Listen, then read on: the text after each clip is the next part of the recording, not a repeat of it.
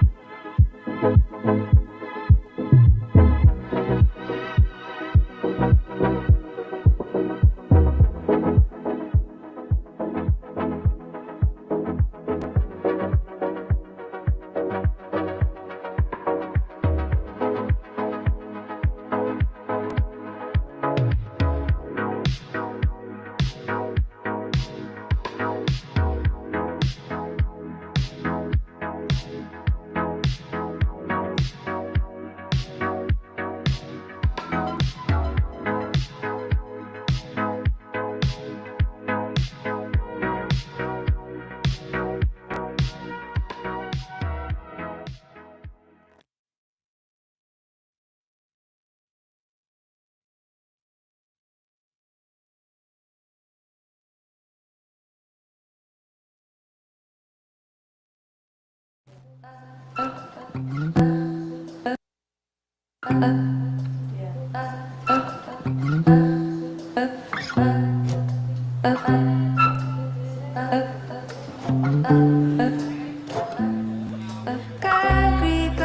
shining everywhere. Moonlight's bright in a Keystone Gate. Meet me at the street light, gonna take you there. Take you rooftop dancing.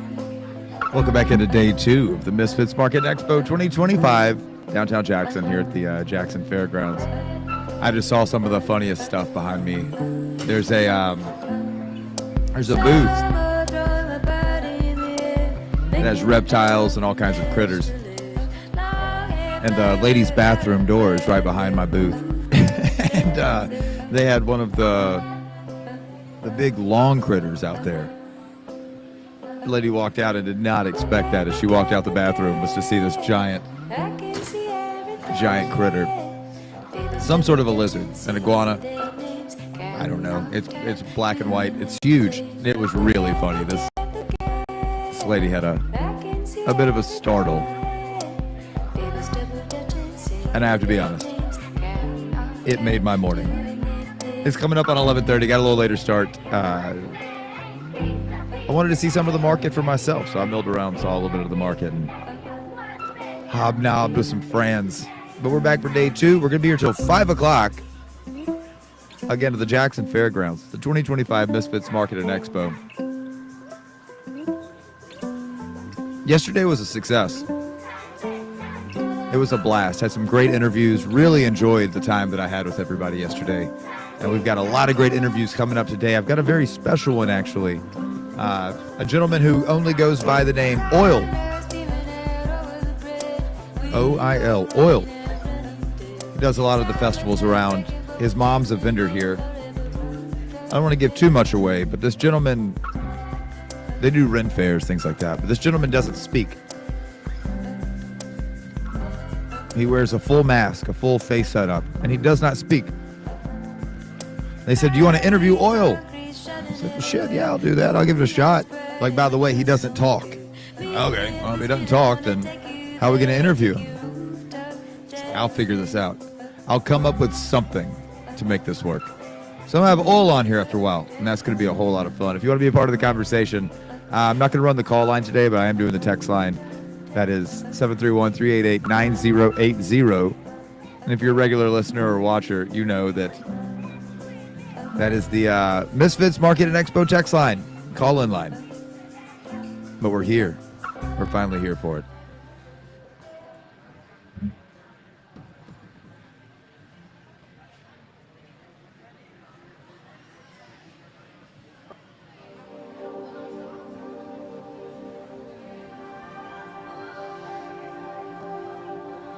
What's up, Bill O'Neill? If you want to be like Bill and be a part of the conversation, you can also comment on any of the streams that you're watching. If it's on YouTube Live, Facebook Live, Bill says good morning and says that the stream looks and sounds great. I appreciate it, man. I think it does as well. That new laptop sure did make a difference. And if my voice sounds a little bit less poppy today, it'll get there. I live streamed for 9 hours yesterday. And there was a bunch of folks afterwards saying, we got a lot of vendors, the CEOs, the founders of this awesome market. I said, there's an after party. Everybody's going out to this bar for an after party. I talked to some of the owners. And I said, is that really what's happening? Because I'm hungry. They said, no, we're not. Because one of the festival founders, Dustin, Dustin Smith, Smith Oddities, Jessica Yap, it was Dustin's birthday.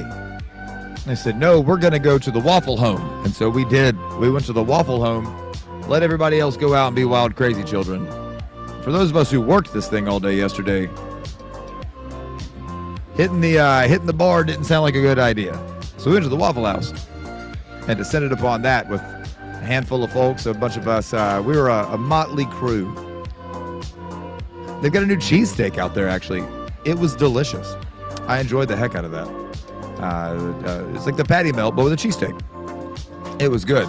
And I had the other half for breakfast. You want to come join? Yeah, sit down in the chair. We got our first victim of the day.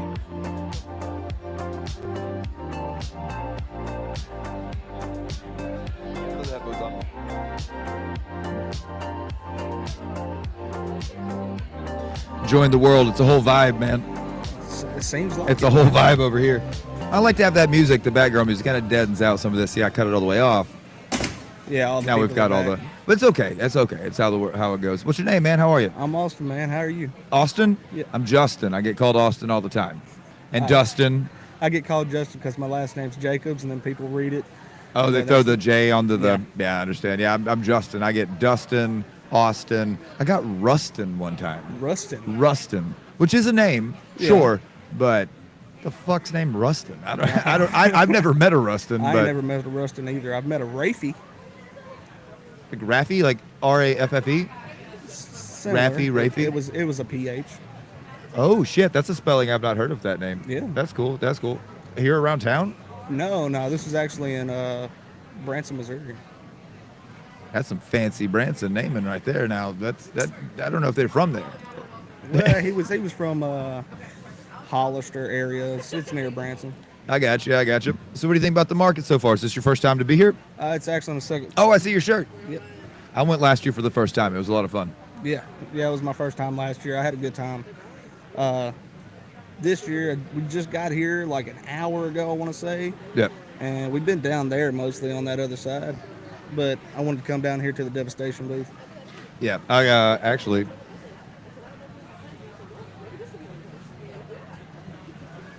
I had somebody that was on yesterday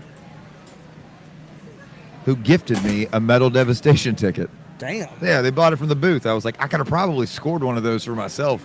Yeah. Because I'm a vendor and I'm doing the stream here. Hey, still, you fucking lucked out. Bro, they gave me a fucking ticket for free. I was like, I was gonna go anyways. Yeah. I was probably gonna live stream it or something. I'm sure I could have worked it, but now I've got a ticket, so I don't have to worry about it. Now I'll buy a second ticket and I can bring a friend. Hell yeah. That'd be like me regifting it, paying it forward, I Yeah, suppose. pay it forward to somebody, you know. Paying it forward. You bought anything cool today yet? Not yet. Not No. yet. Dude, I didn't buy anything yesterday. I sat right here. I live streamed for 9 hours right here, and 9 hours straight. yeah, 9. And I'll do 7 today. What are you live streaming on? I've got a YouTube channel, and I do Facebook Live, YouTube Live. Nice. My new website will come up soon. Trying to change some stuff around. So the actual format of the show during the week, I do 11 to 2, Monday through Friday. It's radio for the rest of us. It's called Fact Around and Find Out. Okay, I like that. Yeah, it's a fact-based podcast. A lot of politics. We do. I think a lot of people are getting tired of what they hear and they see in media. There's a lot of bias, and I'm biased. We all have our own intrinsic Everybody's got bias. their own bias. As we just do. But there's just such a load of bullshit that gets fed to us by the media, and Oh yeah, dude, I agree. I'm more of a here's the story, here's what happened, and here's what you should be fucking mad about. This is why you should be concerned, be upset, be more a part of what's going on. And this is my way to have a voice and do that. Yeah. What do you do? For a living, Yeah, sure. I'm an above ground miner. No way.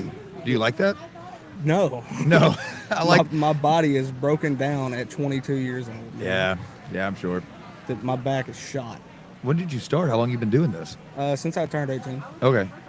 Just Uh, right out of high school. You just got it above ground mining. What do you mine? It's called Bayrite. It's actually a pretty large industry. Okay. I had no idea about it when I got out of school. Yeah, fill But me in. I'm curious. My stepdad had got me on in this mining industry, and it's Bayrite is a material. It comes in different colors. We mine it, grind it up in a grinder mill, send it through pipes going into a bagging machine, which turns it into powder. Okay. And gets pretty much bagged in concrete bags, and then we throw them on pallets. We got 50-pound bags, 100-pound bags, you know. What is it used for? Dude, I had no idea. It goes in everything. Bayrite, is it Bayrite? Barite. Okay. Almost like barite. Okay. But it goes into sound dampening for cars. It gets mixed in with rubber polymers at like a place called Colonial Rubber. Okay.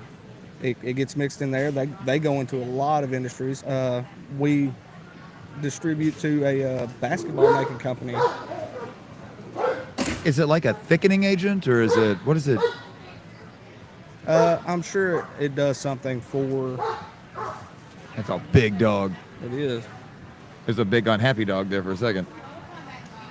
Glad that guy's got control of it though, because Yeah.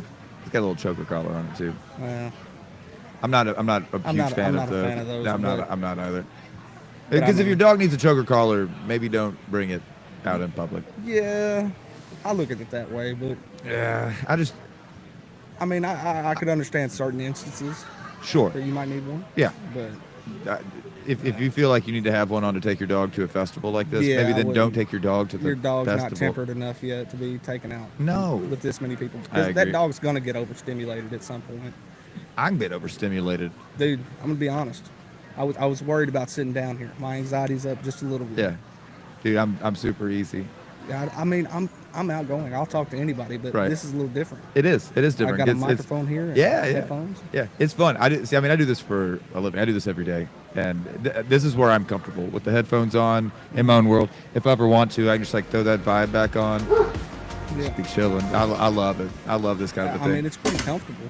It is. That's the whole point. I was trying to figure out how I was going to set this booth up when I was talking to Dustin and Jessica about doing this when they approached me, and I thought, I don't know. I'm not selling anything, Yeah. right? And I've got this nice corner booth right here at the front. It's like I'm just set it up like a living room. Yeah. Just make it a real chill spot because it is anxiety inducing. It's one thing to have a conversation with a stranger. It's another thing when you then all of a sudden there's a nice studio mic in front of you. You got headphones on. It's like, oh shit, this is the real deal. Yeah.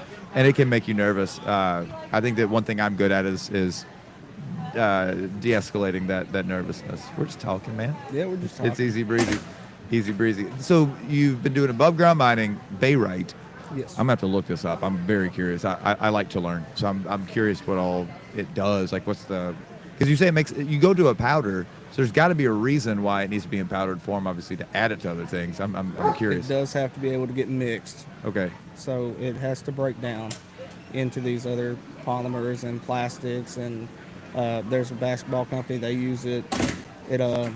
Like in the outside skin of the basketball, I'm or pretty the sure. Fascinating. I don't know if it's the outside skin. Or that It's- inner normally that's bladder. leather, but the inner bladder itself probably, Yeah. because it is rubber. Yeah. Um, You said yeah. sound dampening in cars. Sound dampening in cars Huh. goes into paint. We have a white rock powder, Okay. and it goes into a certain type of paint. Yeah, it makes me wonder if it's like a thickening or a hardening agent or what it can be. I'm going to look that up because, again, I like to learn. So Yeah. I'm going to definitely look that up. That's cool. And you said it's just breaking your back. Oh yeah, dude. Yeah. No, when I turned 18, I slipped a disc in my upper back, and then on the way to work one morning, I had actually also flipped my truck. So when I flipped my truck, I slipped Jesus another Christ, brother. That's a disc. Dude, lot. I was less than a minute away from work, and I flipped my truck. Okay. But I'm pretty sure I was just extremely tired. I swear I saw a dog, but it wasn't there. It's weird how sleep deprivation is worse than almost. I mean, they've done a lot of studies on this. Sleep deprivation is worse than being stoned. It's almost worse than being a little drunk. Like, it's like 4 or 5 beers is not as inhibiting as not sleeping for like 48 hours. Yeah. You see shit that's legit not there. Look, I'm not saying go out and drunk drive or anything. No. But Yeah, I'm not a proponent for that at all. drunk driving is easier than driving tired. Have you ever been so tired when you're driving that when you wake up while you're driving? You were awake the whole time, Yeah. but your brain was just not, and you're like, I don't wasn't remember the there. last 10 miles. Yeah, dude. And I crossed the fucking- Mississippi River Bridge one time, coming back from a gig. I was living in Memphis, coming back from a gig in Little Rock. Mhm. It was late. And I came over the bridge, and it wasn't until I was coming around downtown Memphis and I lived right there, and it dawned on me that I did not remember crossing the bridge. I don't have any I've- memory of crossing the bridge. I've done that so many times. Scary as hell, dude. It is, especially when you start to feel yourself get tired. Yeah. Like at first you don't realize it. You're just kind of zoned in. You're not thinking. Right. You're just driving. The lull of the road, the hum. Yep. Yeah. And then it gets to a point where you kind of wake up, and then about 5 minutes later your eyes start crossing, and it's like, Yep. shit, I'm fucking tired. It's a bad feeling. I've got to pull over or get home or something. Well, and at that point, like, to roll the windows down or turn the AC on high or crank some music. We're Yeah. past that now. Like, that would have been something you should have done 20, 30 minutes ago. Once you already get to that real tired point, it's too late. And then it's hard to try and wake yourself up at that point, like talking out loud or Yeah. anything. Because normally I listen to metal. Yeah, I love That- metal. Yeah, that's what I listen to, and I mean I just start screaming. If I get to a point where I'm real tired and it starts scaring me because I flipped my truck before, Right. I just start screaming. Hey, there's nothing wrong with that. Yeah. If it works, you know. Yeah. I'll get out, I'll park, like walk around the truck a few times, you know, all that kind of thing. But once you're already in that mode, when your brain's already shifted into sleep mode, Yeah. it's not a whole lot you can do to come back from It's it. hard, I man. mean, you got to really take it takes like half an hour. You have to get out, go in somewhere bright, order some food, talk to somebody, and really like get back, you know, trick your brain into thinking, okay, no, we're awake. We're awake. We're going to be awake for a second. But then the second you get back on the road and it's dark again, especially like an old highway or on the yeah. interstate, fuck, and you're just right back into it. Yeah. I toured for a long time and with music, and those late nights are tough on the You road. toured Yes, with sir. music? Yes, sir. And man, it gets to be where that hum of the road, man. Yeah. Oh, it's for everybody else in the vehicle. It's awesome. They're getting the nap of their life. Yeah. But if you're the driver, that sucks. That's why I give big props to guys who drive buses for tours and vans for tours for a living. Like there are drivers, Yeah. but they sleep all day. Yeah. Like it's like their shift. They just reset their schedule. You can't hang out all day and just do shit and then go do that at night. There's Oh, no yeah. way. No, There's no it's way not at all. possible. All right, here's the question that I ask everybody who sits down in the chair. Did it all day yesterday, going to do it today. You're the first person in the chair today. What is something about yourself that you're proud of? What is something about myself that I'm proud of? Yeah. Good question, right? Hard question. Yeah, it is.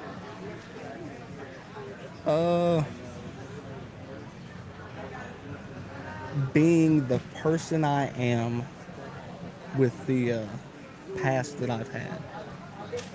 Good answer. Good answer. Did you have to work to become that? Did it take a little bit of effort? A little bit. Okay. But it was also a lot of shutting down emotions to the point where I just didn't care about anything a lot. And for some people, that would kind of hinder them. Right. For me, it pushed me in a way where, look, I don't have to care about these things. You know, Right. that way I could, you know, kind of heal myself and not deal with it. Not shove it down, but, you know, not worry about it. It makes sense. Any unhealed traumas. It's the same as a wound. It's a physical wound. Yeah. We can treat the wound or not, and if you don't, it's going to get infected. It's going to get worse. It's going to get bad. And it's going to it'll begin to affect everything else in your Soon life, enough, it begins to spread. and it will spread and it'll fuck you all up. Yep. And people act like, and I'm really glad that in this modern time, especially with men, you know, the idea of, you know, we need to be vulnerable. Yeah. We have to talk to people. We Yeah. can't have the whole like, I'm good. Seriously, bud, are you okay? No, I'm good. I'm fine, man. It's like, because I'm fine Yeah. is why the suicide rate is more than double for men than it Double is for women. It's like, no, men got to talk to each other. We have to have that support system. It's very, very important to have that. So, like, where it started, you know, when I was like young in middle school, high school, I was that guy that was like, you know, I'd talk about it with anybody. You need to talk to me? Come on. Yep. If I need to talk to somebody, I can talk to somebody. But it got to a point where everybody was talking to me about their problems, and I was taking on their problems, and I never talked to anyone. And then my home life got horrible because, you know, mom, dad divorced. She got with some guy who I didn't like. And then all of a sudden we're moving in with him, and I got no choice because I'm not old enough to make the decision to stay with my dad yet, Right. you know. And then that got abusive between them, and I had to deal with it. And, And you think, who do I talk to? Everybody talks to me. Who do I talk to? well, the only person that I really talked to was a guy I grew up with, and because I was here in Tennessee until about 5th grade. Our house burnt down. We moved to Branson. Okay. That's your Branson connection. I got you. Yeah. And then mom and dad divorced, moved back down here with mom. Had no choice in that, but had to come. That was fine. I reconnected with old friends and everything, especially him, my buddy Jeffrey Wood. Awesome guy. My brother dog. But I would talk to him, and then we started making music. Nice. And now we've got a metal band. We're rising a little bit. It's going good. What's your band called? What's the name? Tainted Isolation, Okay. Are you based out of Jackson? Where are you guys out of? Dyersburg. Dyersburg. Cool. Very cool. What brand of metal? Because there's a blue million subgenres. You know, you got post-hardcore, you've got dirge, you got grunge, there's a ton of different metal genres. I don't know really what we could be classified. All right, better question. What are your influences? Okay. So when we started off, influences weren't even like really metal, just like hard rock Okay. because of the vocal sound. And so like, of course, when I was younger and he was younger, we used to listen to like 3 Days Grace and shit. Sure. And then we got older, we listened to Slipknot, and we kind of got into the metal world a little bit more, which that's more new metal. Slipknot's a really good, like a gateway it's drug a great for gateway drug. to get into metal. Yeah. To get into like metal. It really is. Which I remember like getting into some underground bands a lot. Like I can't even remember because I haven't, like we make metal now, but I don't actively listen as much as I can because I'm always working. Yeah. And my brain's just fried. Like honestly, I don't remember yesterday anymore. Welcome to my life. Yeah. Yeah. I understand. But like Are you a guitar player? I do play guitar, Or but I'm a vocalist. Okay. Yeah. Hell yeah. So a lot of people wouldn't think it when I say, yeah, we've got a metal band, you know. We're not popular or anything, but we're working our way up. We've got connections that we're talking to, and Yeah. we make some good music for what we can in a home studio, you know. You have 4-piece? What? 4-piece? Yeah. 4-piece band? Oh, well, was. But now it's just me and him right now. That's the way bands work. Yeah. Yeah. I understand. And it's kind of hard because we can do the guitar, the vocals, and the bass, and fucking any extra shit on the computer, but we don't have drums. Those got taken with dude, so now. Luckily, there's all kinds of cool programs and samples you can use these days. To make, he does that. On you the can computer. program drums, and it's pretty neat. He lays that shit down, but you can still kind of tell. Yeah. It's never the same as electronic. having an actual drummer. It's not. Yeah. Well, there's some programs that you basically can't tell, but they're expensive. Man, they cost a lot of money. I mean, I pirate that shit. but Half the shit that you're looking at right now, all the softwares are fucking steal all the plugins, dog. the torrented, all those VSTs. Yeah, Mhm. it's like you're paying for VSTs. You out of your mind? That's crazy. They're expensive. Oh yeah, Yeah, I way get out there. it. You guys gigging around anywhere? Not yet, man. Do you have anything online? For I don't folks know, watching maybe- and listening, we got folks Oh. on the stream right now watching and listening. So if you got something you got, We've posted they say you want to anything. plug your pluggables, let folks know where they can find you. That's the whole point of this. That's, well, not the whole point, but it's an aspect of this that I enjoy. Just let folks put their stuff out there. Well, it kind of sucks, right? Because the only thing we have out was our first little E EP. Bro, all right, I learned a long time ago as a musician that obviously you're going to be more critical of yourself than anybody else is. It is better to have something out there. Even if it's not what you think is your best work, it's not something you're the most proud of, it's better to have something out there than nothing. I always thought it was the other way around. I'd rather have nothing out there than something I'm not happy with. Fuck that. It's better to have something out there, even if you're not happy with it, than to have nothing. Yeah. Because at least you're still getting engagements, you're still getting interactions, you're still getting people knowing that you're doing something. Yeah, so we got a SoundCloud, Okay. which has the EP on it, and it's just Tainted Isolation. space in between. I'll write this down. I've been looking up everybody's stuff. Anybody who plugs something on here, I give it a listen. Look, I got to be honest. EP was not the greatest, It happens. but all the unreleased shit we have right now, which we need to hurry up and master the last couple tracks and release it. We got a fucking like a 16 song album right now. Oh, we've damn, been you're working going on. big. Well, look, we kind of just started listening to all these back to back that we had put out. Yeah. Because, when we first made them, we were like, oh, yeah, this is sick. This is great. And then we go back and listen. We're like, they kind of all sound similar. And the vocals are a little bit weak. Because it's like, okay, we've been, fucking with screaming and shit and fucking vocals itself for years. But we had never really kind of tapped into what to do as far as throat control and fucking mouth shapes and Yep. chest, guttural, vocal fry. And Use that diaphragm. Oh, yeah. I'll tell you, I'll give you a hint or a trick. Not a hint. I'll give you a trick for making metal vocals sound bigger, thicker, better, fuller. Richer. Yeah.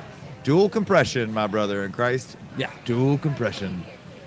Yeah, I got that on multiple tracks, and this one is squished. And this one's getting my tone and everything. This one's getting the body. And yeah, it's not doubling your vocals. Doubling's fine. I would also double, but dual compression on both of the double tracks, and all of a sudden you just get wide, especially using it in choruses. Yeah. Make that shit big. Which we used to make different kind of music before metal. So, Right. okay, let me kind of lay down the line for you. So, started off as just something fun to do on the weekends, as like covers and shit. Yeah. Because back then, his uncle was a drummer, and he's old. He was like, "Why don't y'all do some classic rock? Let's crank Van Halen up." It was like, okay, Which, hey, there's a place for that. might as well jump, Yeah, might as well. But so we did some shit like that, and then I don't know why, but we switched to like a couple of Creed songs. Anybody who says they didn't like Creed when they first came out is a liar. Everybody liked Creed when they Fucking came liar. out. Same with Nickelback. Everybody liked Nickelback when they came out. Silver Side Up was a great record. Exactly. The first like 3 albums were good. Don't care what anybody said. Obviously, it just became cool to hate on them. Yeah. I still like Nickelback. I don't care. Give a shit. Unapologetic. Yeah, right. Fuck it, man. They're a good band. They do have a lot of shit that sounds the same and also appeals just to the audience. But that's what you want to do, right? If it's making you money, If it's making you money and the people like the songs and you're having a good time, what's the problem? I see no problem there. Which, I mean, I'd like to have Nickelback money. yeah. That'd be For real. cool. I'd like to play Nickelback size venues Yeah. again. That'd be fun. I never really understood the beef between Chad and Corey. I didn't get it. I don't understand.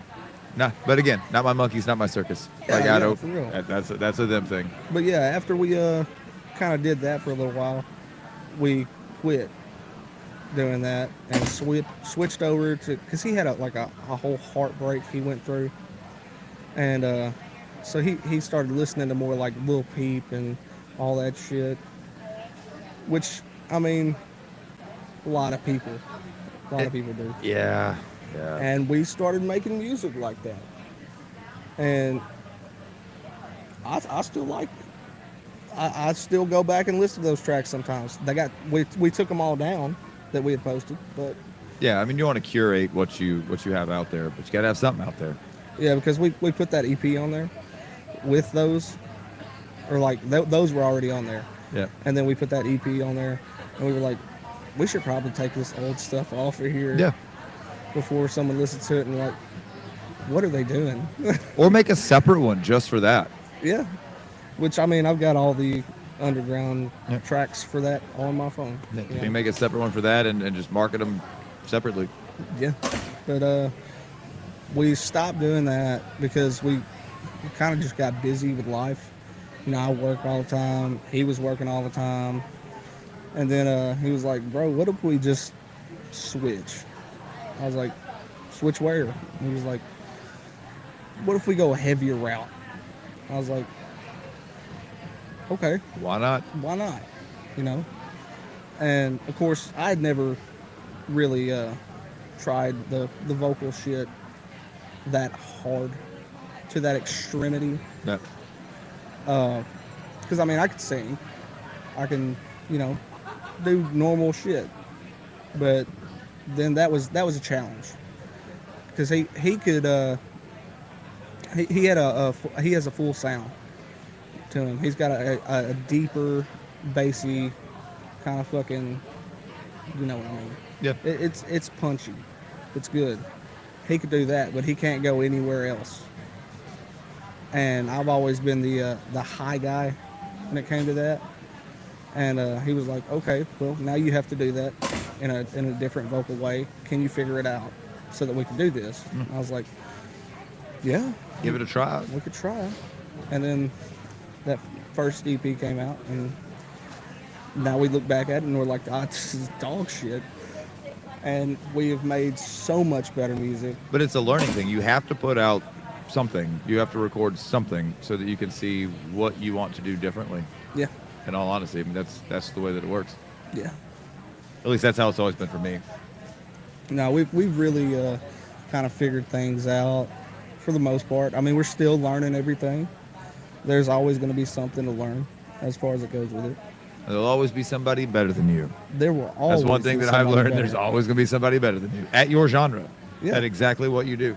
But there's no point in not giving it a shot, you know? Fuck no, that's the fun of it. Music's supposed to be fun. If you stop having fun, stop doing it. Yeah. No, I gotta take care of myself a little bit more though, because I've been vaping for a long time, and I think it's starting to affect my lungs a little bit. Brother, look, I understand. Yeah. I understand. Yeah, that's where I started, and then I kind of switched over. I don't know this to be fact, but I've heard vaping is not good for you. I've heard none of it's good for you. Well, none of it is. Here we are. I mean, it took forever to figure out that cigarettes were bad. There were times when, you're pregnant, you should be smoking because it contributes to low birth weight. It'll make your pregnancy easier. Got a bad cough? Cigarettes. You got high blood pressure? Cigarettes. Yeah. You got, it's like, fuck, that is the opposite.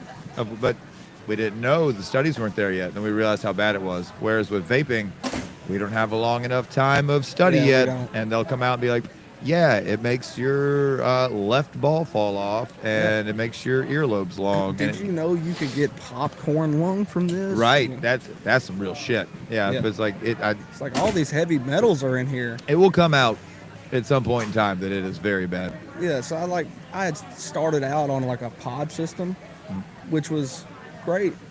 Loved the pod system, salt nicotine, Yeah. and I honestly prefer that to using these like little disposables and shit, Right. because I have no idea what's in these. Not a clue. There's no fucking label. It doesn't tell me, which you're never gonna know what's. Well, they're not regulated by entirely- the FDA, so there's no Yeah, there's no no. telling what's in that.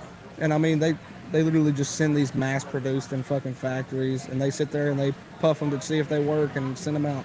Which that's also fascinating to me. These folks in factories, their actual job is to Smoke a vape. smoke a vape to make sure it hits. Yeah.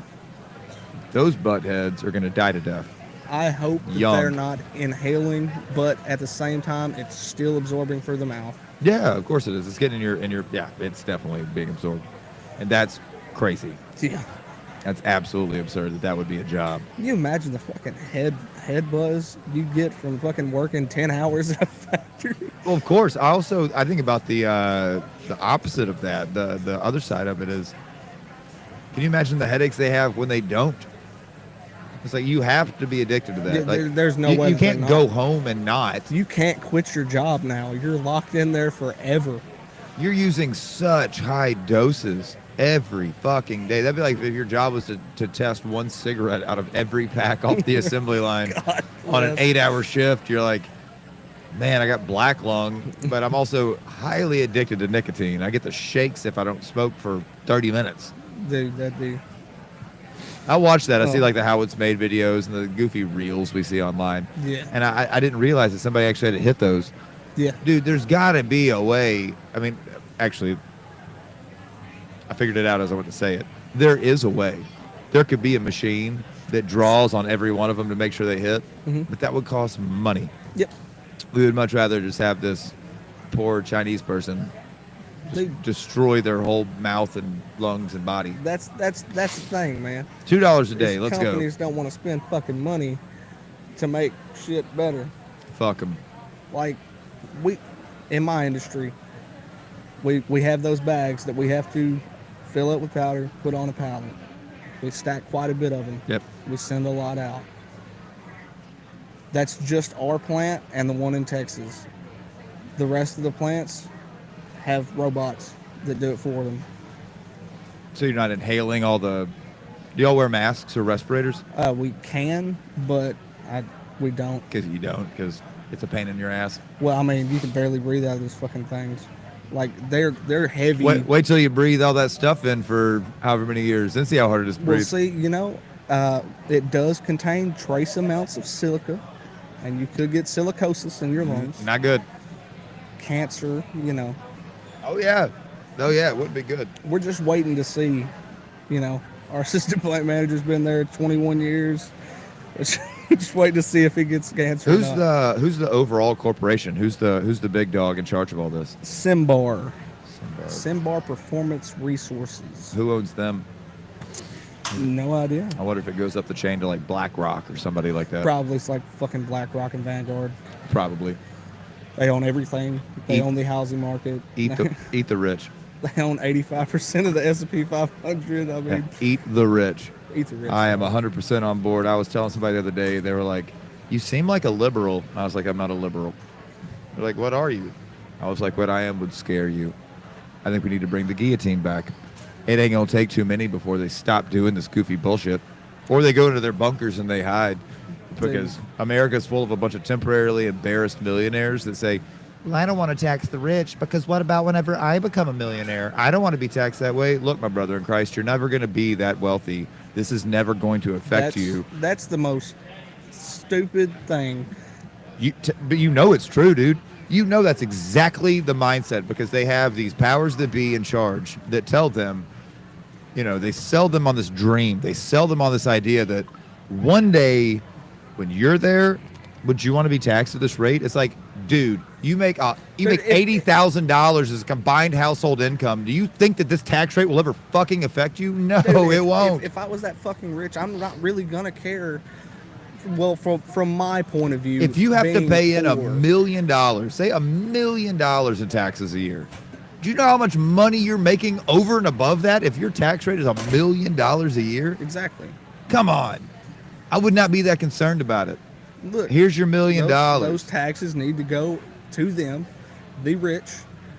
I don't think that they should be, given these tax cuts and tax breaks. Well, to a certain extent. Also, I mean, billionaires should not exist. There's no reason to have a billionaire. Yeah. Yeah, I mean, that really Do you know started how from many monopoly corporations. Do you know how many seconds a million seconds is? How many seconds a million seconds is? Yeah, this is one of my very favorite things to explain to somebody the difference in a millionaire and a billionaire. I want to say it accurately. I know the numbers, but I'm always like slightly off. So, all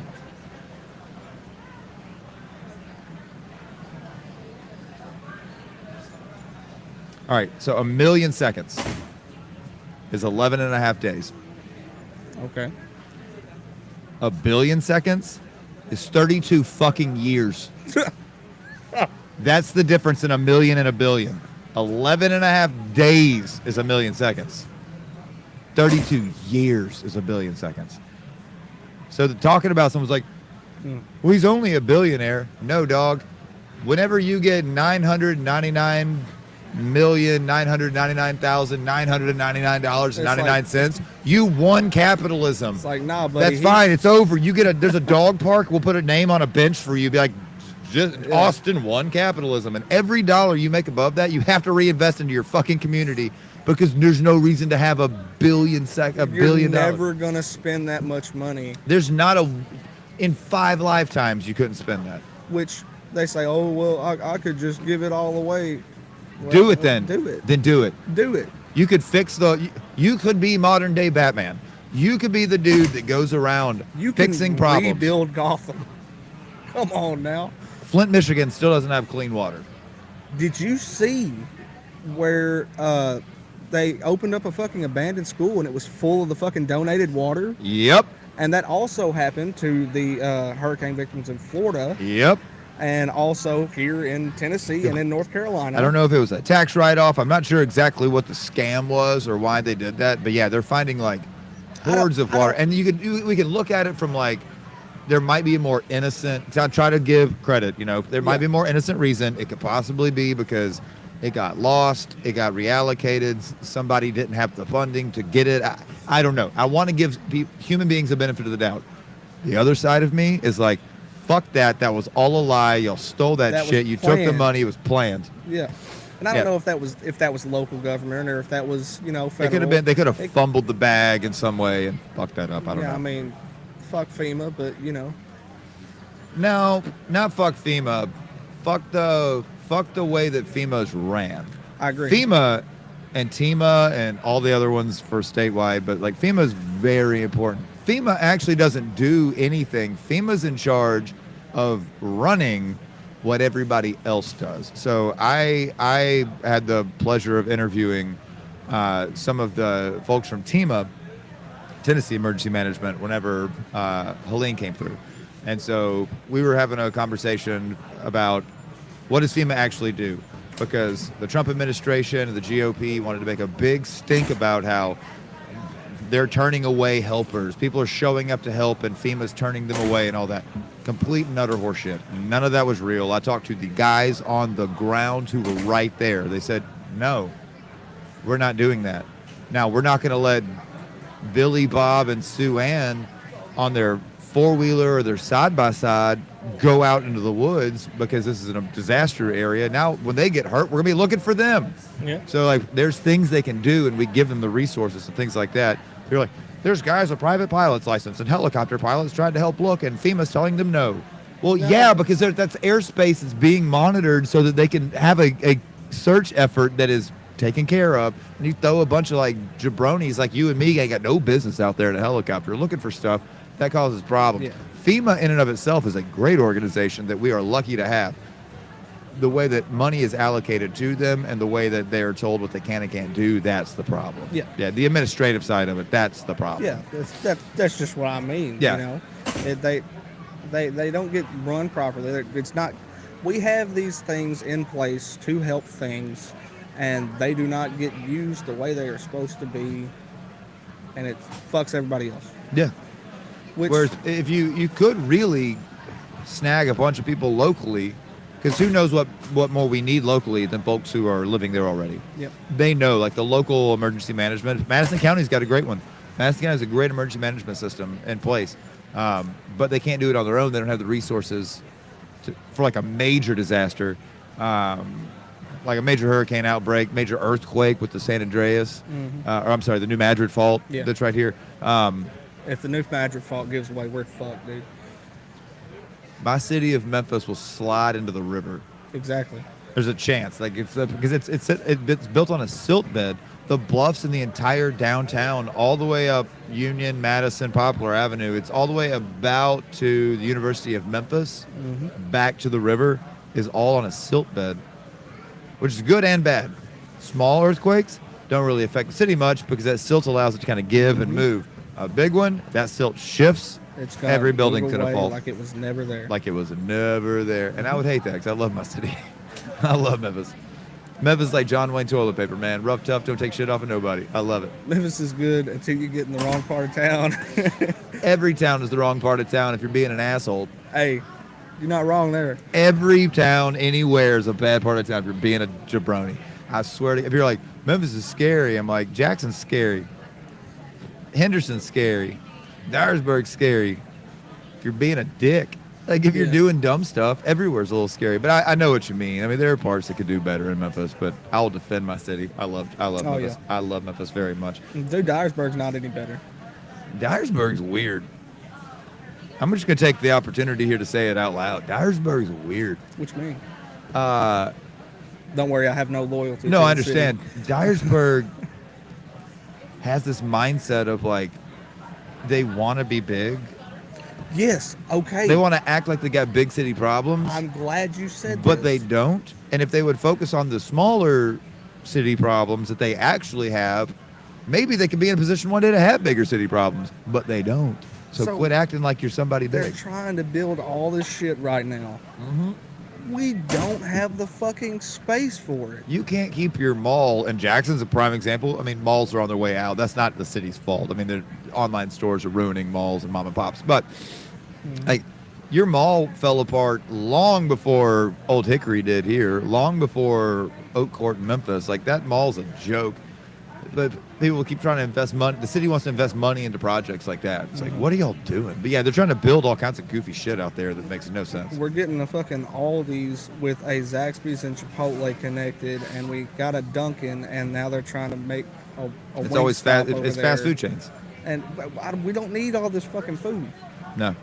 We come to Jackson for that. Yeah, it's fast food shit. Like, the people in Jackson were really excited the other day when, what was it, Raising Cane's is Yeah, going into Raising the Cane's going into the TGI into Fridays. Fridays. Yeah, and people were like, "Hell yeah!" I'm going. Why do we need another chicken place?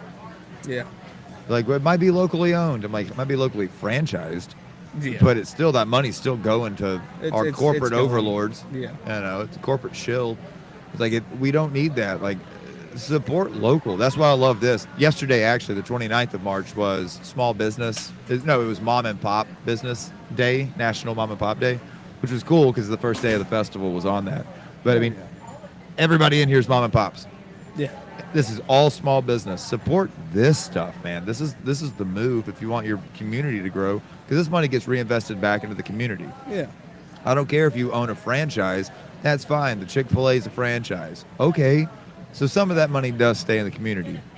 Some of it doesn't. Yeah. And I would rather have some fried chicken that came from here than some Yeah. fried chicken that came from somewhere else.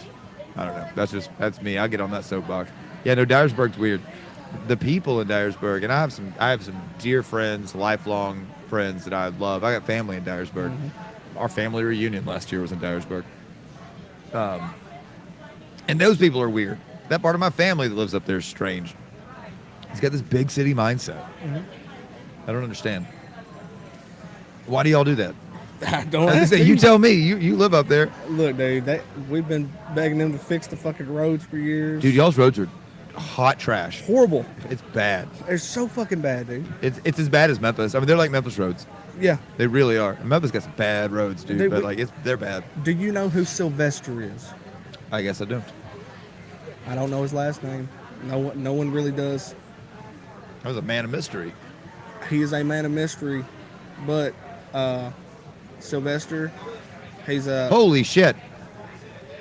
oh, he's so fat. I'm taking a picture of this. Oh, he finna jump out. What in the actual fuck is happening? Fat ass right there. Sorry, I'm not trying to interrupt the interview. This is just, Oh no, it's good, dog. my daughter's gonna eat this up. What in the hell is going on? He's got to be like 35 pounds. Hey, does it have a name? I love it. Pepito. I love it. Because of course it is. Of course its name is Pepito. It's a raccoon. It's a full-on raccoon. Pepito the raccoon. How old is it? I love it. I'm here for it. Yeah, beautiful. That's gnarly, dude. I think my fiance is getting overstimulated.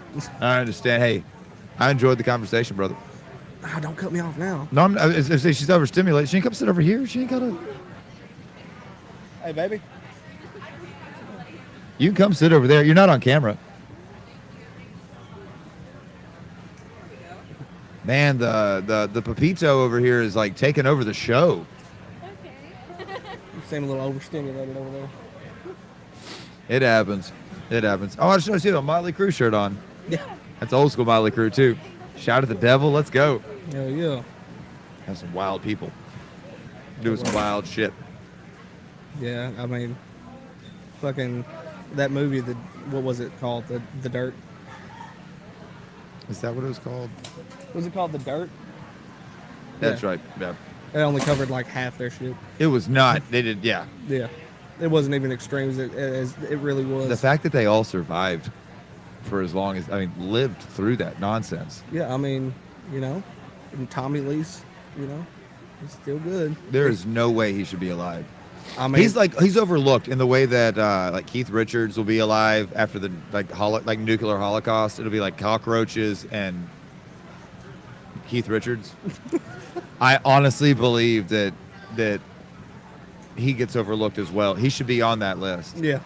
Because Lord knows, like Nikki Sixx and Tommy Lee, like they should not be alive. If they can live through that, they can live through anything. I mean, You can't kill them. bro's dick still gets hard. How? Did you not see like fucking 5 years ago he posted a picture of his dick? How on in the fucking world? Instagram? I know. That shit was crazy. And he's not an old man, but he's got to be in his 60s. Yeah. I'm in my mid- 40s. late 60s. He's got to be in his 60s. yeah. Because God bless. I mean, they were doing stuff when I was born. They were like in their 20s. So yeah, they got to be in their 60s. And they were already hooked on like 16 different types of drugs and fucking women every night. Oh my and gosh. Never slept and Motley fucking Crue. ran. Yeah. And they're still doing tours right now. That's a money grab because they're broke. It is, especially since That's they a kind money of grab. sound like shit. Oh, they sound horrible. Same as like Vince Neil. Have you heard him lately? Oh, dude. Oh, it's hilarious. I encourage him to continue doing what he's doing for the comedic value of it Yeah. because oh my God, it's hilarious. He's got to work on it, man. I hope he keeps up what he's doing and just keeps on going. Same with Axl Rose. Keep it up, Axl. Hey, Axel's actually been getting better. Is he starting to improve a little? Because at first it was real rough. He's not sounding like Mickey Mouse as much now. Good. I will say I do not want him to slender up. I like Fat Axl. I like Fat Axel too. I Fat think- Axel gets it, man. Fat Axl knows what's up, and it's funny, and he embraces it. Yeah. And he still wears the little britches and shit, but Fat Axl's hilarious. Like Fat Vince Neil, no, Nah. it doesn't hit. It don't work. It doesn't slap. Fat Axl Rose is a riot. It's awesome. Fat Axel Rose gets that shit, man. He's good. I'm glad somebody understands and appreciates it the Hey, same way. I mean, I'm a big boy myself. I'm a slender fella, but are. I still support Fat Axl Rose. Hey, man. My tubby brothers and sisters, I'm in support. Yeah. Especially when they're the old rockers. That's always hilarious. What was it dude who always has the bandana on? He had the dating show, like Finding Love with this 80s hair metal guy. People are screaming at the screens right now. I know. People listening know exactly what I'm talking about. Shit. Bret Michaels. Bret Michaels. Yeah. Okay. He never got tubby. He fluctuated a little bit. He got a little heavier and a little whatever, but he never got like Fat Axl Rose. He was never Fat Vince Neil. I mean, Fat Elvis was cool Elvis. I like Fat Elvis. Fat Elvis still fucking performed, man. Fat Elvis looked like he was having a full-on heart attack every time. Every time. He just wiping his Dude, brow. Just pouring can't. sweat. Dude, he had to have lost like 5 pounds, 6 pounds Shaking. Yeah, got the shakes and shit. What, did you know his fucking costumes, like his outfits for his shows, weighed like fucking 80 pounds? Interesting. I did not know that. I didn't either. What? Do you know about this? But Bob Joyce. why do I know that name? Bob Joyce is a preacher and also a gospel musician. Okay. Elvis is Bob Joyce. Oh, it's one of the theories that he didn't die. He became a. I'm looking up a picture of this butthead right now. Go ahead. I'm curious. Bob Joyce. Sounds exactly like him. There's no. Where's he discrepancy. live? Where's he from? Arkansas. That would check Coincidentally. out. And Priscilla said that if Elvis were still alive, he'd be a preacher back home singing gospel music. Bob Joyce was seen at Lisa Marie Presley's funeral in January of 2023. Many fans perceive similarities between Bob Joyce and Elvis Presley. Bob Joyce is not related to Elvis. He's a pastor and an Elvis impersonator. He's known for Elvis impersonations, has been mistaken for Elvis by some fans. He stated that he is not Elvis despite claims and confusion. Bob Joyce has confirmed that he is not Elvis Presley. Joyce has been an Elvis fan since he was 6 years old.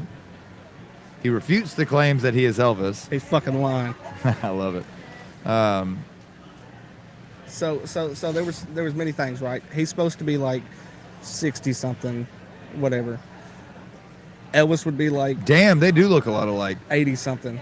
And there was a picture with Bob Joyce and his birthday cake, and it had 80 something on it. I can't remember what it's supposed to be. It's supposed to be the same age as Elvis. But also, he slips up a lot when he's preaching. He's like, "Whoa, stop yourself now, Elvis." And I mean, Bob, you know. Really? Yeah, so he slips up like that a lot. And also, there's a record. Holy shit, he sounds like Elvis. Oh, dog. If I could find you the video right now of him singing Elvis's fucking song. Oh, is it?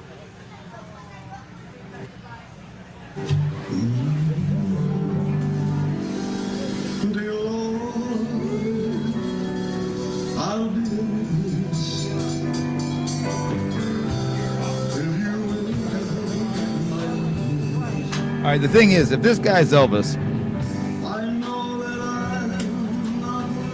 he would have had to have trimmed back up because he got a little bit big there for a while, Elvis did. So he would have had to He trim dropped back a up. shit ton of weight before he died. He did drop a bunch of weight before he died, And that's true. There was a doctor that said that saved his life, but everybody else said he died on the toilet.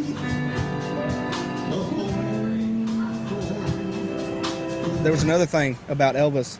He had signed someone's record, a personal friend, signed his record for him with an alias Bob Joyce. Is that proven? Yes, Robert Joyce. There's a picture of it somewhere. Some people are trying to say that it's Elvis's brother that died. No. Oh my God, I gotta find you this video. Okay, so Bob Joyce's son Is Bob Joyce Elvis Presley? is an Elvis impersonator. Okay. Where's Jesus? Elvis, find Jesus. But he He can do it. Where's Jesus? doesn't sound like Elvis. He just says, "Find Jesus, Elvis." And he Yeah. gotta correct himself. And, dude, he talks about ooh, oh my God, okay. So when he's preaching, there's a sermon he gave where he was talking about how he had to leave his life of riches and fame behind. He had to lose it all so that he could be Bob Joyce. So he could be small time. So he could connect with the people, be closer with God. God told him he had to give it all up. This is insane. I've never heard this. I'm And- just scrolling because When he gets to dancing, he does the same little shimmy. does he do the thing? He does, but he can't do it as well anymore because he's got bad knees. His son is Oh shit, he does. I'm looking at it. He does. I saw him do the little leg thing, little stanky leg. He starts his when he's picking. He has the same pick pattern where he's tuning his guitar to the tune of an Elvis song. He tunes his guitar to the tune of an Elvis song. I can't remember. just let me know that we Elvis Presley didn't die, is the theory, ladies and Correct. gentlemen. Elvis Presley didn't die. He I've been waiting became for Bob this. Joyce. That's wild. You could go ahead and watch a video on the similarities. They got the same scars, you know, same scars, same places. This is a lot. It is. I don't know how I never heard about this. As a Memphian, I mean, there's, Exactly. I don't know. Memphis is very serious about Elvis. Oh, there's the video. We can talk shit about Elvis, but you can't. That one right there. Okay, I saw There's- that one come up. There's no one that can pull off that vocal run like Elvis, Okay. except for Bob Joyce. I'll have to pull that up. I'm very, very curious. I appreciate you sharing that with me. Yeah. There's a whole rabbit hole to go down. I like your unicorn. I like your unicorn. Oh, you got a lion on your face? You're looking good, girl. Looking real good. I tell you what.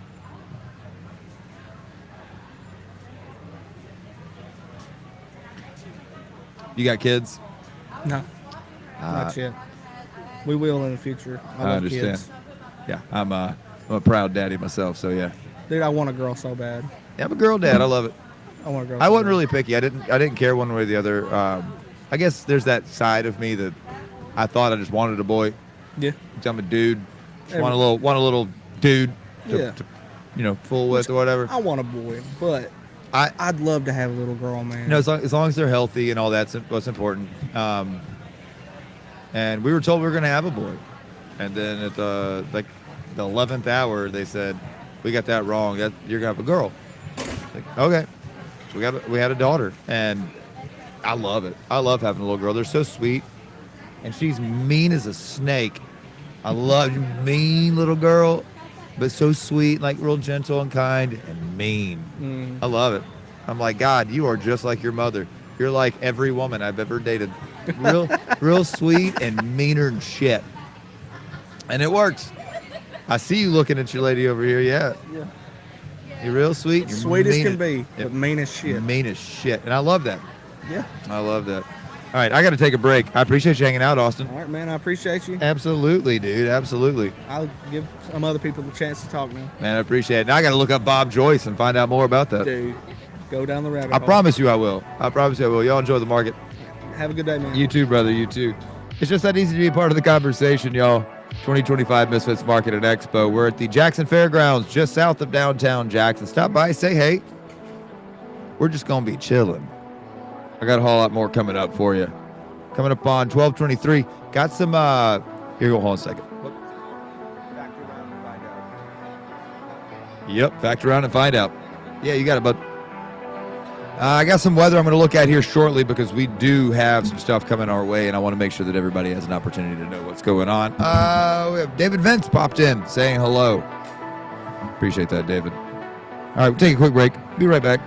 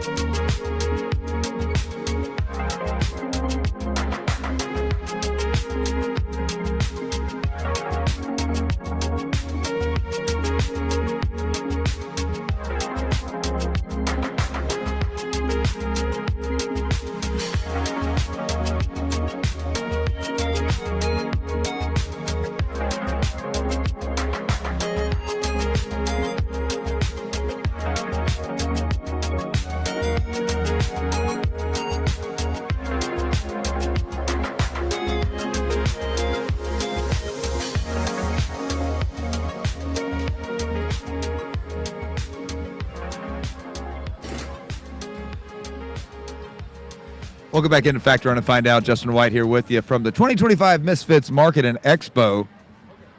I got to give everybody an update real quick because I've had a few on the live stream coming across asking me about that, about the forecast for today.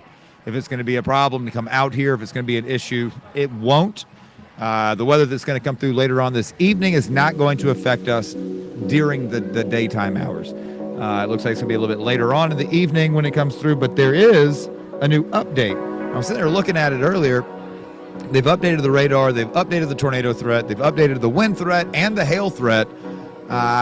Looks like there's a chance it might get hairy. Now, Shelby County, Memphis, Tennessee is looking like they put black over their fucking city. It's black now. Around that's dark red. We're in the dark red. The purple, Jackson's in the purple. These are just colors, but they mean something. But it's looking like it's going to get a little bit gnarly. The sun's going to peak and set out. I'm going to say 4 or 5 o'clock. We're going to have some breaks in the clouds. That's going to cause the daytime heating to become a factor in this storm threat because we're going to have the cooler upper atmosphere, the warmer lower, and that's going to create that volatility and the instability in the atmosphere, which will help some of these thunderstorms and potentially severe storms pop up. So what it's looking like right now, the forecast for the rest of today, it's going to be overcast off and on. The high's going to be about 80 degrees.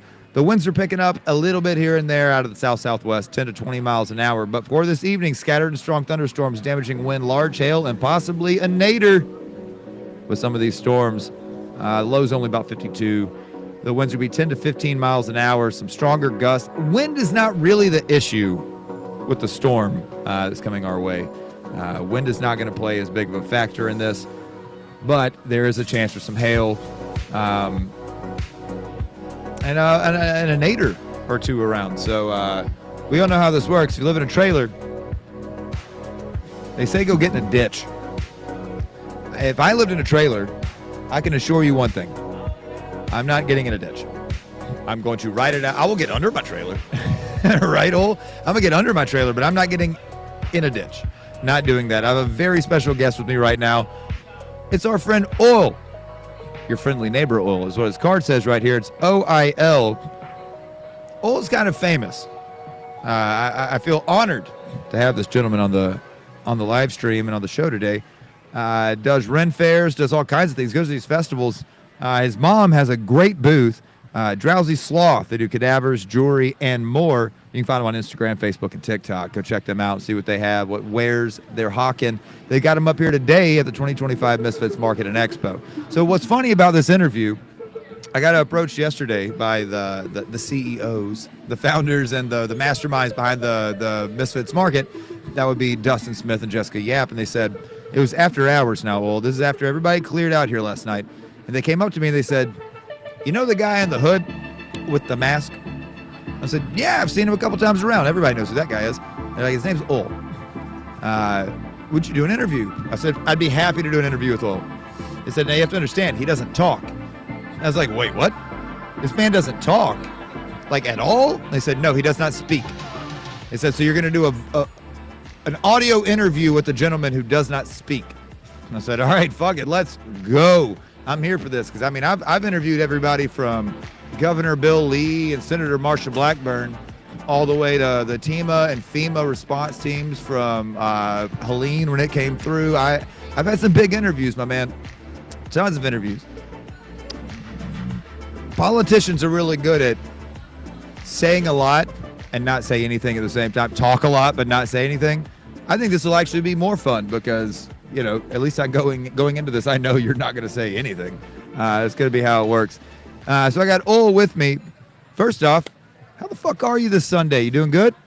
Doing really good. All right, so I'm gonna leave this up to you because you do have a pad, so you can write. You can let me know what's going on. I like to find interesting stories. I like to read through the story and get people's reactions. I also have one question that I ask everybody who sits in the chair. So I'm going to ask you that question at some point as well. I'm going to get a couple things out of the way that I've not done yet. It's some housekeeping that I have to do every single episode, and I've not gotten to it yet. So I'm going to do it with you here because some of it leads to some fun conversation. So I do the National Calendar Day every single episode because there's always like, it's World Chihuahua Day or whatever. There's always something on the national calendar. Today's got some weird ones. It's March the 30th. We got some weird things on the calendar today. It's National Virtual Vacation Day.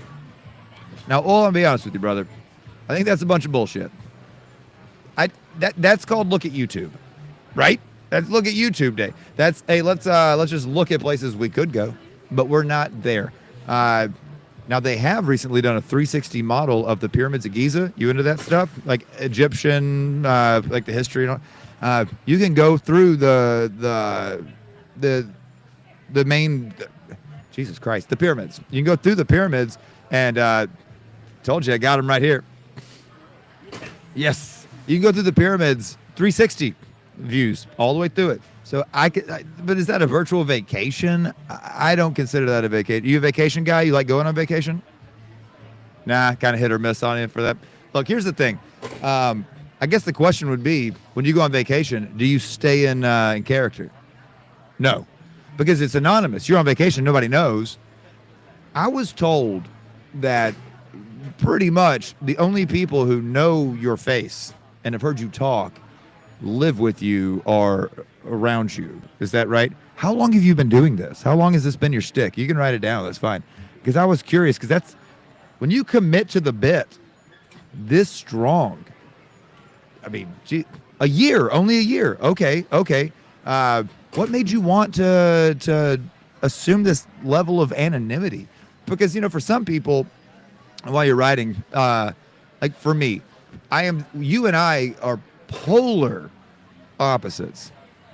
I put my face, my name, and my voice out there constantly. Like you are seriously like Dark Justin. You are the opposite of everything that it is that I do. And it makes me wonder why somebody would want to go to the extreme the other way. And I say extreme not in a bad way, because I'm the extreme on this side. So I say that with all due respect that one should garner from that. Oh, I need to change this real quick anyways.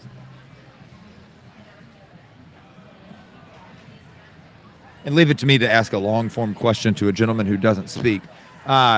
Everybody that I know up here has said the same thing. Like, Oil is as nice as he can be. And I thought to myself, well, it'd be easy to be nice if you don't talk. It'd be hard to offend people if you're not going around talking and saying anything. Then I thought about myself, and I thought I could easily piss somebody off as a mute. But you're a mute.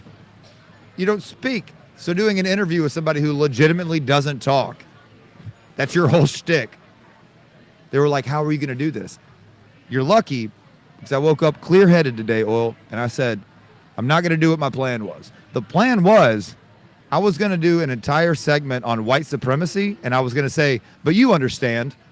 And I was going to just be like, but you get it, right? You know, you totally understand. But I'm being nice today. I woke up on the right side of the bed, so I decided I was not going to throw you under the bus. But you're wearing all black. Maybe you're a black supremacist. I don't know. Maybe that's what it is.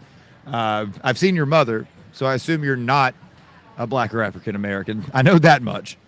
I think it's awesome. If I'm being completely honest, I think it's very, very cool what you're doing. Also today, I'm gonna get to the answer to my question in a second. Today is also National Turkey Neck Soup Day. Turkey neck soup. Never had it. All right. What makes you want to do this? It says at first, I wanted to talk when we started, but I couldn't make a voice for the chair. Okay. I completely understand. Completely understand. Look, it's cool. I know that you told me that you're young. I mean, you're not a baby, but I'm not going to blow up your spot because I respect the game. I will say this: Oil is of age. He's legal. Not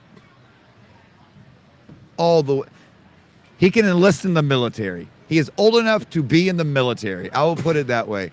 Possibly not old enough to buy cigarettes or beer, but he's old enough to go die for his country. And I'm going to be honest with you guys. This would be the scariest bullshit I could ever imagine if, like, some people that live in the sandbox peek their head over a berm and they see, yeah, right, that face. They look over, they see this butthead. They're like, what the fuck? Okay, America really stepped their game up. And they're going hardcore. Not hardcore unless you live hardcore. By the way, that mask is awesome. Do you have different ones? You have more than just the one? You should have the one?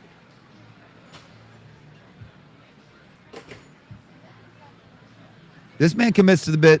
He has two. This man commits to the bit to the point that his hands are covered. If you can see it on the live stream, he keeps his hands even. Yeah, it's on video. So you can see, yeah. Wave right there. Yeah, you can see the man. So he keeps the hands covered. He keeps the whole thing covered. Do you ever get hot? Yep, I saw the head shake. I assumed you probably get a little bit warm in the get up. Now for the wintertime, this would be a great one. All the time warm. I believe that. Now the wintertime or the fall, like fall festivals, Ren fairs, stuff like that, I bet it's perfect because everybody else is cold and having a hard time. Oil's over here just living his best life going, fuck you guys. I feel absolutely fantastic. March 30th is also National Pencil Day. In situations like this, you got a pencil on the table. In situations like this, a writing utensil comes in handy. So National Writing Utensil Day. It's actually also National Doctor's Day. I would assume when you go to the doctor, you don't hold the shtick. No, you don't. You just show up. Not like anybody would know who you were at this point. So you can really, I'm starting to really dissect this here with you, brother. You can really have all the anonymity you want. You can go anywhere and nobody would know that you're this guy when you're out the other way, and vice versa. That's fascinating now that I'm thinking about it.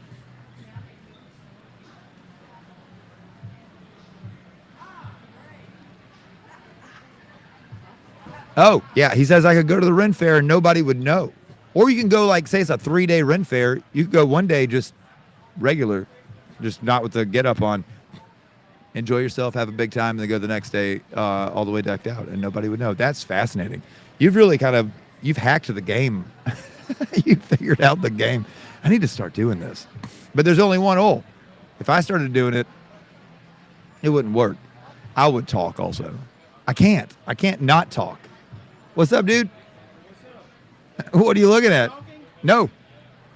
Okay. No, it's a fully silent interview. Well, I'm talking, but he's not talking. No. I don't know if it's a man or woman in it. I don't know. But He says it's hard not to talk.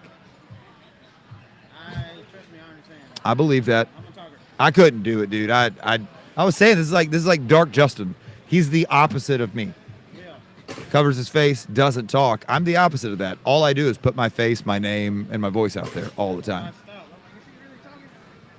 Oh, it's harder when you first started. It's harder when you first started not to talk. I'm sure it gets easier as time goes on. Question: do you have a significant other? Do you date? Are you married? Got a boyfriend, a girlfriend? Are you a man or a woman? It's What are you in there? oh, you used to. You used to. Is that? Tell me that's not why you started this. Man, he's a man. We're gonna get to the bottom of all of this. This is honestly the interview I've been looking forward to all day today because of last night. Like, do you want to interview Oil? I was like, yes, I do want to interview Oil. Are you into fashion? Do you wear anything else? Oh, this is your interview. It's fine. It's fine, Gordon. Don't worry about it, man. Yeah. You guys doing good at your booth? Yeah. Hell yeah. Good to hear. Better than yesterday, actually. This brings me to a good one that I think actually might apply to you. March 30th is National I Am in Control Day. And that's kind of what you're doing. You're taking your life into your own hands. I mean, you're really making everybody bend to you. Do you think it's a selfish thing that you're doing? It's not selfish? Because you're making folks have to, live in your world. That's the whole point of this. Or is it?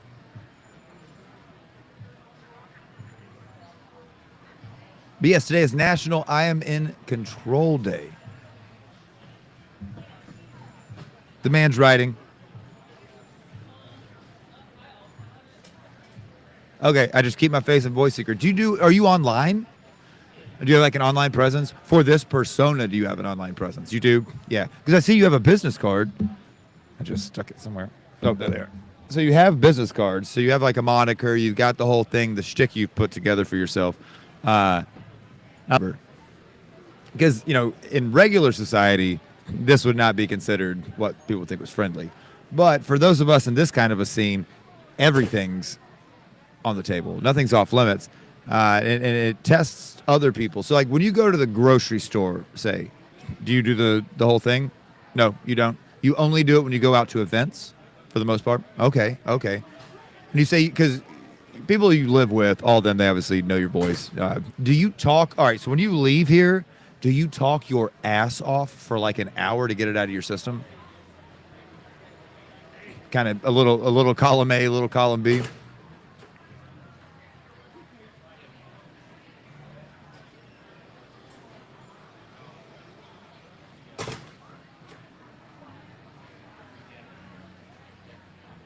More of a slow build up.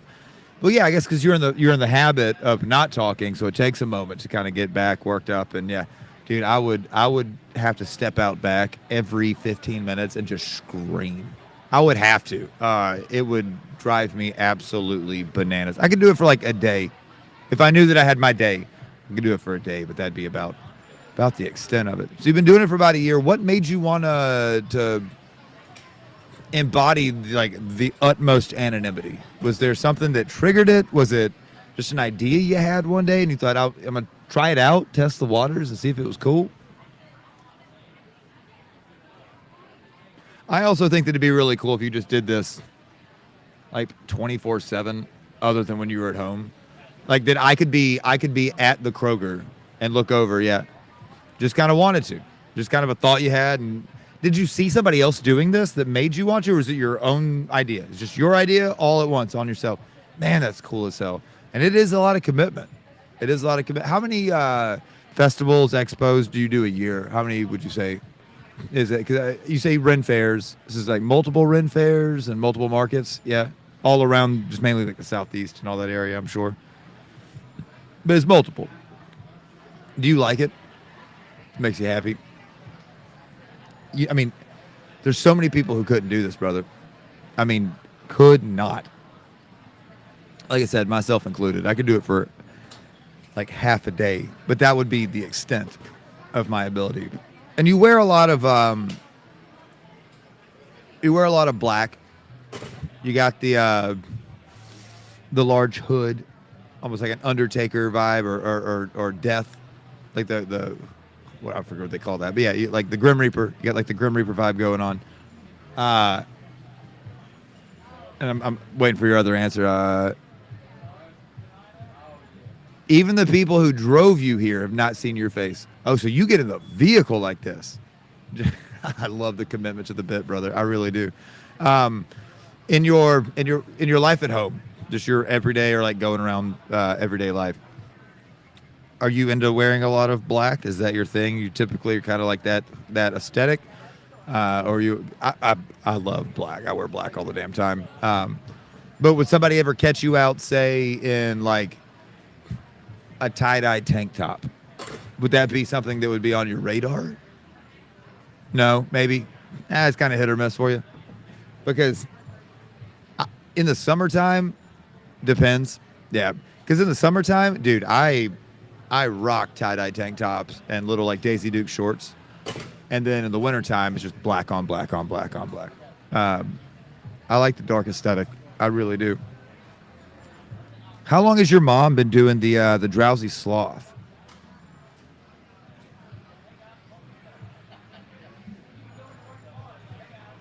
You're a big Hootie guy? Hoodie. Oh, I thought Hootie and the Blowfish. I was like, my brother in Christ. That was the most surprising answer to a question on this interview so far. You heard it here first. Oil is a giant Hootie and the Blowfish fan. Everybody knows it. You see a guy like this, you think, classic Hootie fan. He's like that and Dave Matthews are my jam. Yeah, I'm a big Hootie fan too. It's hard to find hoodies that fit well. That's always difficult. Like the sleeves are the right length, but the arms aren't puffy and giant or whatever. It's difficult for me to find hoodies that I like. If I find one, I will wear it until it falls off me or until some woman steals it. You like the big ass hoodies? Yeah, I completely understand. So I got some interesting rapid fire questions for you. Let me get these pulled up real quick, because I'd like to get your take on this. Hold on.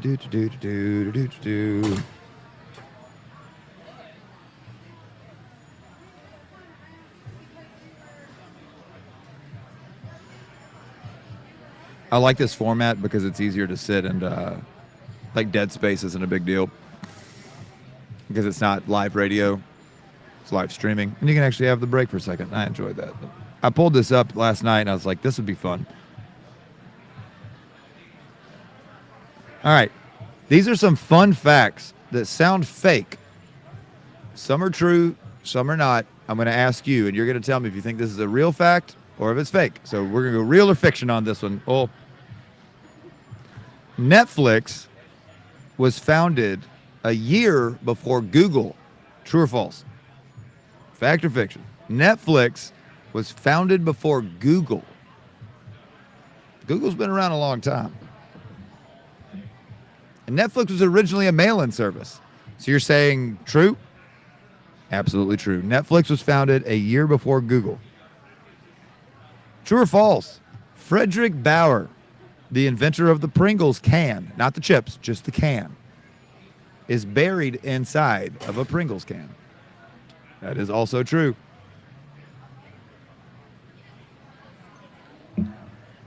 True or false?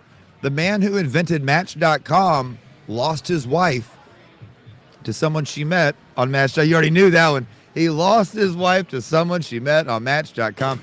This man fucked himself. You played yourself, dog. That's what it was. You played yourself. True or false? Actually, I'll just ask you the question instead of true or false on this one. We've all seen a blimp, like the Goodyear blimp. How many blimps do you think are in the world? Yeah. How many blimps are there? Airplanes, that'd be tough. There's a literal shit ton of airplanes. Hot air balloons. There's a ton of hot air balloons. I'm talking blimps specifically. How many blimps do you think are in the world?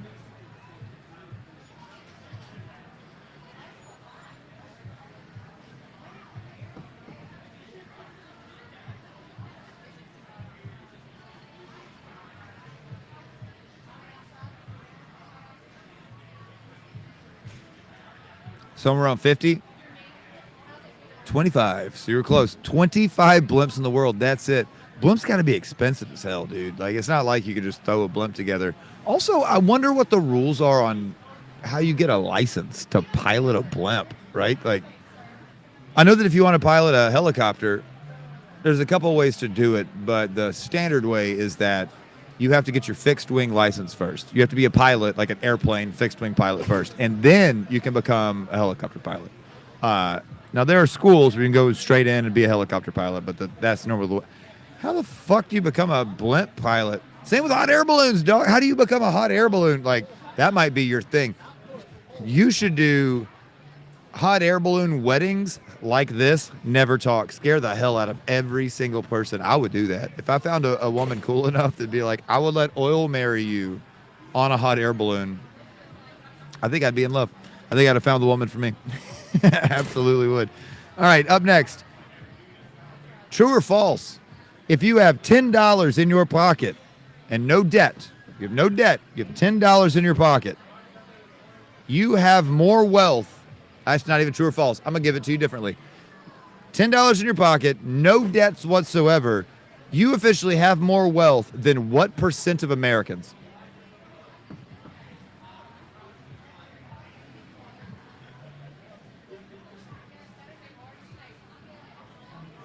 $10 in your pocket, zero debt. You owe nobody any money.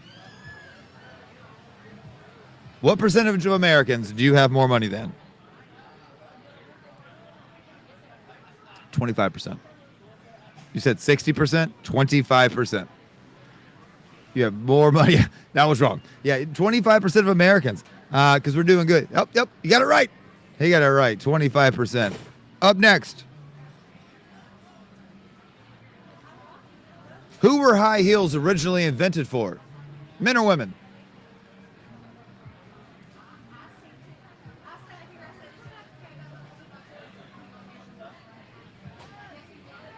Probably dudes, and you would be right. High heels were originally invented for men.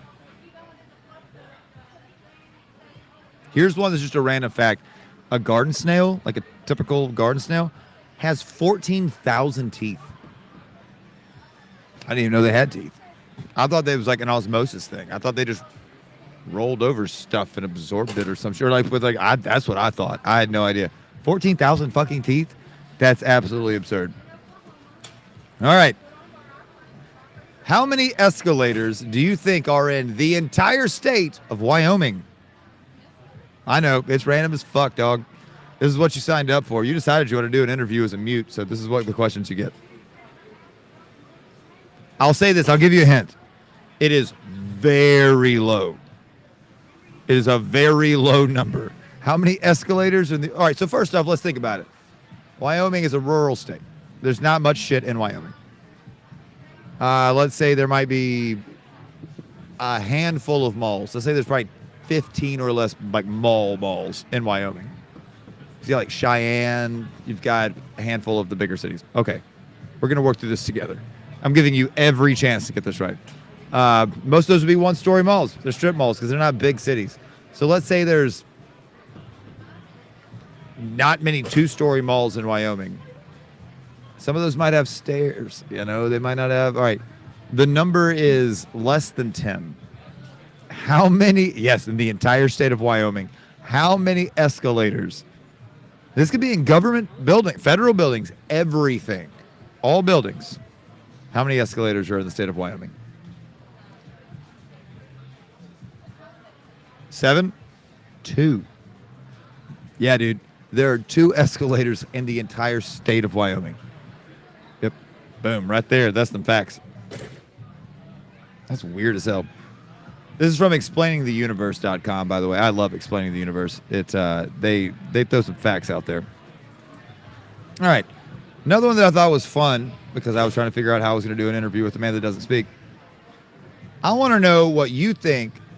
Give me the top 5 inventions that you think changed the world of all time, like all of human history. And we will debate whether that is an actual invention because something that already exists here. I'll give you an example. Fire is not a fucking invention. It occurs naturally. Magma touches something, it'll burst into flame. Lightning creates fire. Fire is not an invention. An invention. Name 5 inventions you think changed the world. Because I've got a list of 10 that yeah.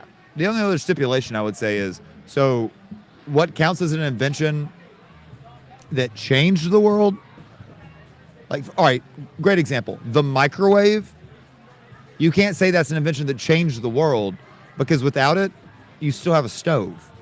Without that, you still have cooking over fire. So it's like, we already had that. That didn't revolutionize anything. It was just another alternate way to warm up food. 5 inventions that you think changed the world of all time since the dawn of man.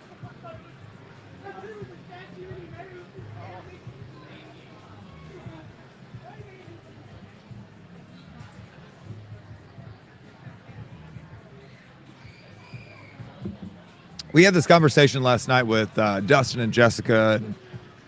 Well, not Jessica, she wasn't there. Dustin and April and the woman from Hers, BJ over at the tattoo shop, getting their ideas of what the inventions they thought were the things that were absolute. And we started realizing that some of these were not actually game changers. They weren't inventions that actually made anything that much different. You have to really think on it. So how many of you guys so far? You got 3? All right. Ooh, somebody's excited. Oh, that kid's excited. I'm lucky. My daughter doesn't holler like that. My kiddo's just not a screamer. I see new folks joining the stream. If you're just joining, we're at the 2025 Misfits Market and Expo, just south of downtown Jackson, at the Jackson Fairgrounds. Having a great time. And I'm here with my buddy Oil. And if you wonder why he's not saying anything, that's his thing. He don't talk. I think it's pretty rad, to be completely honest with you. And you can hear my voice. You can tell by how I'm talking that I talked yesterday for 9 hours straight on this live stream. I'll be hoarse by the end of the day. That's all right. I'll be back on with you tomorrow, 11 to 2, like I do every day, or try to do every day, Monday through Friday.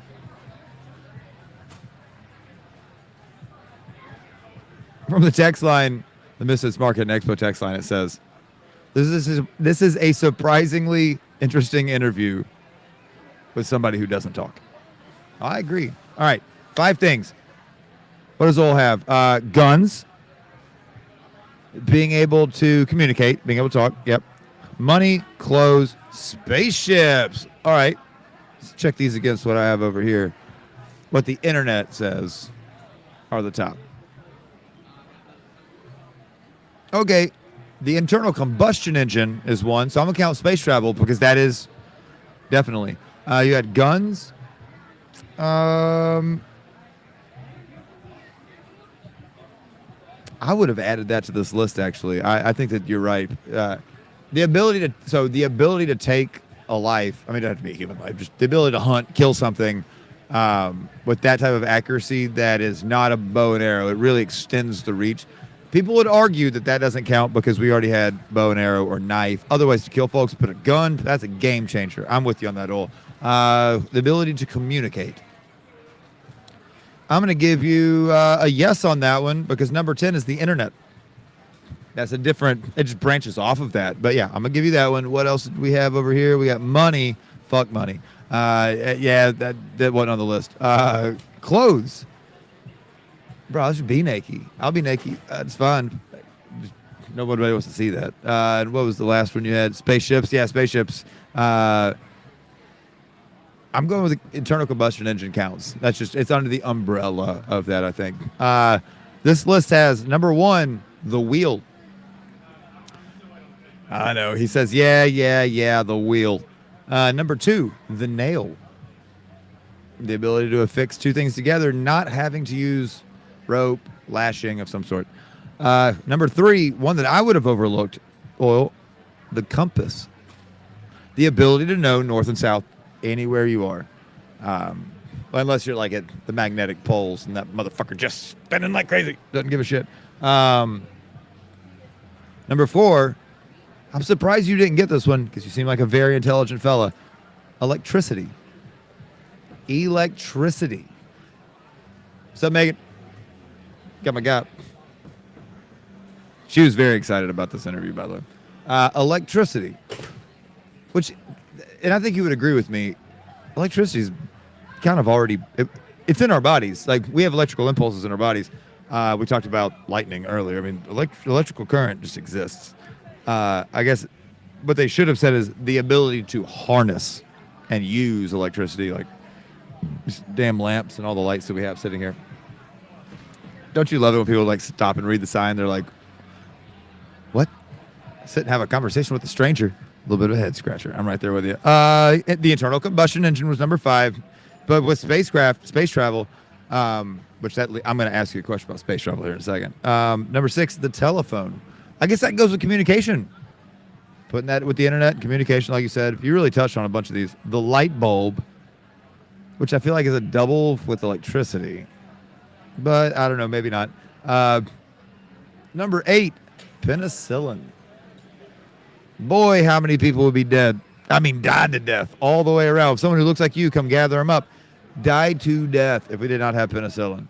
It changed the game. I'm on amoxicillin right now for a tooth that's bothering me, and it is a game changer. It's making me feel way better. Penicillin. Number 9, contraceptives. The ability to not have a kiddo or to control breeding. Pretty big deal. Pretty big deal. That was on the list. And number 10, the internet. The internet, obviously, but that goes back to communication. So I got maybe think about a question for you, Ben. If you could go to space, would you? Oh, dude, emphatically, yes, you would go to space. I've always wanted to go to space. 100%, he says. 100%. I've always wanted to go to space myself. Would you want to go? Is there like a specific planet or region of space, or just fucking in general? I'm with you, bro. I just want to see what the Earth looks like from out there. So you obviously don't think the Earth is flat. People who think the Earth is flat are problematic to me. Can you understand why some people would think that the Earth is flat? Like how they could be so, like, go down a YouTube rabbit hole long enough, or some, where they finally are like, yes, I believe that the Earth is flat. Or do you think that that's just complete foolishness? Like, how dumb do you have to be to believe that the Earth is actually flat? Or maybe there's people that believe in, like, Krishna. There's people that believe that a snake talked to a lady in a garden. Oh, I think it's pretty dumb. I also think it's pretty dumb. How you could find yourself in a position where you think that the Earth is legitimately flat makes no sense to me. I was promised a fucking hoverboard in Back to the Future, and that was in the 80s. I was promised flying cars. I've seen the Jetsons. Problematic television show, but I've seen the Jetsons. And here we are debating whether the Earth is round. Do you think we went blah blah blah? Do you think we went to the moon? Yeah, you think we went to the moon because you want to go to space. Do you think there's a reason we're not going back to the moon? Is there like some conspiracy, or is it more like, we already did it? I personally think we're still going. I think we're doing a lot of stuff that we're not talking about. Nothing there. What was the point? I mean, well, you had to go to see, and we got there. We're like, yeah, it's a big ass rock. We gathered some stuff up, came back and tested it. So that's kind of done. We've done the thing. How long do you think it'll take us to get to Mars? Like, when will we put a human being on Mars? I personally think it's a bunch of bullshit. There's no reason we should be trying to. If we can spend that much money to go to Mars, to colonize that, we could do it here. 2030, Do you think Musk and them will be the ones that do it? Maybe. Yeah. They're getting a lot of government subsidies. I mean, that was under Obama. I started kicking a lot of stuff towards towards SpaceX to get up there. They sure are blowing up a bunch of those ships. I'm not getting on one of those. All right, so you said you wanted to go to space. Would you go on a SpaceX flight to space, seeing what the average is of how many of these are not working, or would you rather go with NASA, who seems to have a little bit better track record, but it's a little column A, column B, right?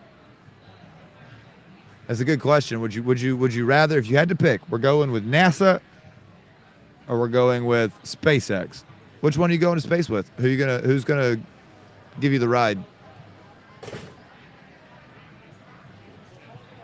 I'll be honest, it's not the leaving Earth that concerns me. NASA, me too. It's not the leaving Earth that scares me. It's not the taking off and getting to space. That's not the scary part to me. I mean, it's a little scary, but it's not the scary part. It's the returning. That shit seems dangerous as hell because there's a lot of friction as you come in. Yeah, dude, that's dangerous. Yeah, blowing up shit. That's the part that kind of worries me, is the coming back from space. Because I don't know, dude. I don't know. I don't think that would be. That's where NASA. I'll say it that way. That's where NASA comes in for me. They've landed a lot more stuff. We've had things that actually like plop down in the water in the ocean or whatever. And that seems a whole lot more likely that it'll be a safe return. They just brought those 2 astronauts back. They were up there for almost a year. Boy, they look rough. They look haggard. That poor woman does not look like she had a great time in space. The female body also doesn't endure 0 G's the way that a male body does. Fun fact. Yeah. The way that the female body reacts to 0 G's is way more trying and challenging on their systems than it is for men. But men, there's some other things that it fucks with men that it doesn't women. So, it's a trade-off. They had the twin guys, and one stayed here and one went to space. And then they tested them both when he got back to see how much it changed him versus his twin. I thought that was pretty interesting. There were some big changes. Definitely changed him a lot. Kelly, General Kelly, I forget his name. But yeah, he went to space for a year. Would you go to space for a whole year? Or would you want to go for like a long weekend? don't care. Well, you're young. You can still do that. You don't have do you have kids? No kids. Yeah, I'd miss my daughter. I don't want to take her with me in the off chance that something went to shit. Also, being trapped in space with a toddler sounds like a different kind of horror movie. Now, given mine's lovely, and I would enjoy the time up there with her, but oh man, what if she got sick or something? It'd be bad enough if you got sick in space. I don't want to get sick in space with a toddler. But yeah, I'd go to space. I'd definitely go to space too. I'd go right now. I don't want to go to Mars. Not yet. Not me. Would you? Would you go to Mars? There's nothing there, dog. There's nothing to do when you get to Mars. It's just a rock. Yeah, just explore, walk around, see what it's about. We've got the rovers. We've got a handful of rovers on Mars right now. Yeah, a handful. Have you explored any of the food trucks out here? I'm standing by the door. I'm sitting by the door, so I get to see the food trucks all day long. Not really, a little bit. Oh, well, how would you eat? You have to go like hide somewhere, don't you, to eat? How do you hydrate yourself? Do you drink? Oh, you just pull it up and like, oh, okay. Like up, oh, okay. I got you, dog. I got you. You thought of everything. So did you have any of the get up before you started this? Or did you buy it all specifically, like got online and figured it out or bought it at shops locally? Inquiring minds want to know. Oh, you made the mask. That's cool. You and your mom?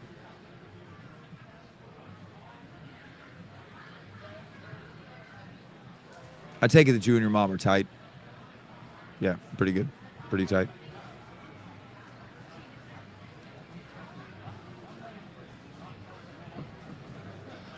Paper and glue? Kind of like paper mache, but yeah, okay. Okay, that's cool. Was it inspired by anything, the mask? Or is it just something out of your own mind? Or was there something you saw that you're like, I want a mask kind of like that? I also love the colorful pins. Like black on black on black. You get the bloody teddy bear with a beak. And then you've got the colorful pins. What is you get the little special tag on your vendor thing? What does it say? Tea Gremlins? What is that? Is it a booth? Oh, okay. Tea Gremlins. Never heard of it. I also sit in the corner this whole time, so I don't get around quite as much as everybody else does. I did make a walk around a second ago. I swore that today I was going to make one loop all the way around. Oh, okay, I got you. For those of you playing along at home, he said, I'm going to spell this wrong. I'm going to use my best interpreting abilities to figure out what it is.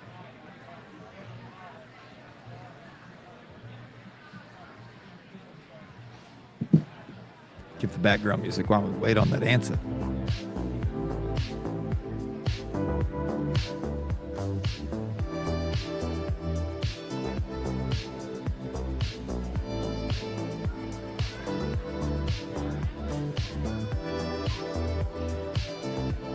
All right, let's see. Inspiration masks from,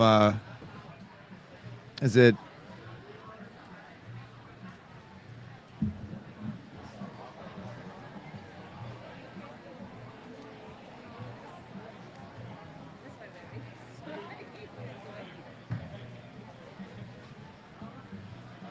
Morio?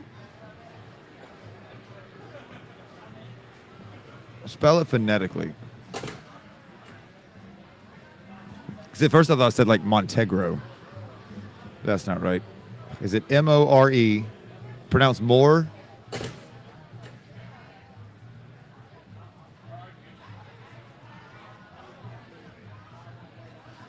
Is that day? Mordeo?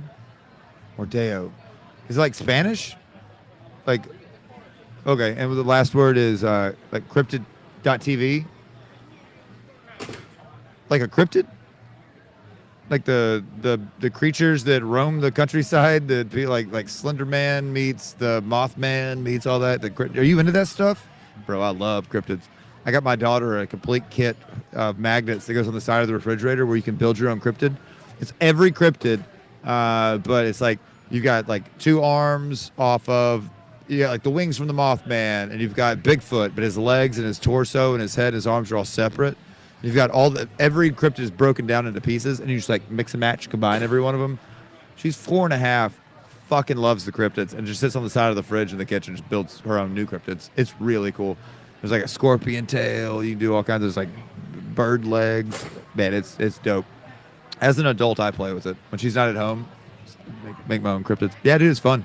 It's a whole lot of fun. So your mom's booth, I'll talk about it for a second. The Drowsy Sloth, cadavers, jewelry, and more. So I see that you have some bones on your sash, things like that. Are those real? They are real. Do they come from stuff that your mom, and does she find them? How does she go about getting those? Because we live in the South, there's country around. If you can find dead cow bones, she has people, bro. That is the creepiest answer you've given. So how does your mom get the bones? She has people, Justin. She has people. Fuck. All right. Yeah. That checks out. That checks out. And jewelry. So I guess, are some of the jewelry made of bone, things like that as well, or is it just more like stones and regular jewelry? I'm going to go by there, trust me, because I've not met your mother. I've met you now, but I've not met your mom. So I'm definitely going to stop by and say hello, give her a big thanks.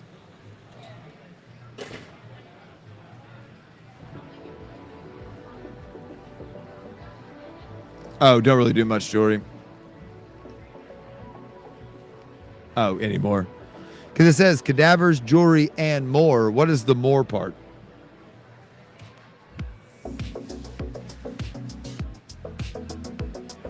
Taxidermy. Okay, cool. Is it like the cool taxidermy where you make like a dead cat, like have a hat on and look crazy and weird shit, or is it? Because you know what I'm talking about. There's some folks who do that make. Well, Smith Oddities does that. They take. So is it kind of like that, like Dustin and them do? Ish. All right, I got you. So a question that I ask everybody that sits in the chair. What is something about yourself that you are proud of?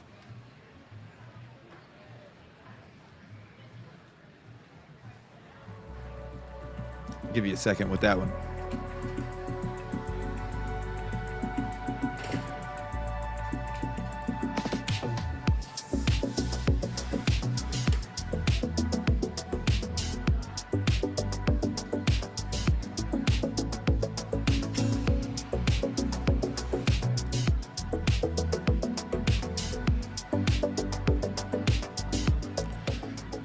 Probably, he says, probably my ability to make people's day without saying a word. Oh, that's awesome. That's a great, yeah. I think you really do. I think you definitely make people think, make them stop, think a little bit. But, you know, it's funny. You seem very kind without saying a word. You have an energy about you that makes you seem like a nice fella. And there's a lot to be said for that, to be able to come across as a nice guy and not say a damn word. Also, to have a mask on that's a skull that's covered in blood with bloody teddy bear with a beak and bones hanging all over you, and still put off that energy, that good kind of energy. That's solid, dude. That's solid. I'm glad that I got to meet you. I'm glad I got to do this interview. All right, I have one. Do you have a question for me? Because I've been sitting here drilling you with stuff, throwing all kinds of stuff at you. And I will also say this. You're the first person who sat in that chair that I've asked that question to. It's just a unique interview, so I figured I'd give you the opportunity. And you take a second to think. It's fine. It's a live stream, so I'll throw some music back on. We'll just vibe for a second, see if you can come up with something. And if not, it's fine.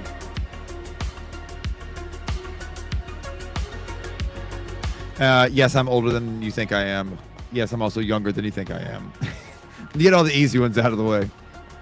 That is how it works. But it can be whatever you want it to be. It can be personal. It can be whatever. I don't care. It doesn't bother me one bit. I'm an open book, Oil. Wide open.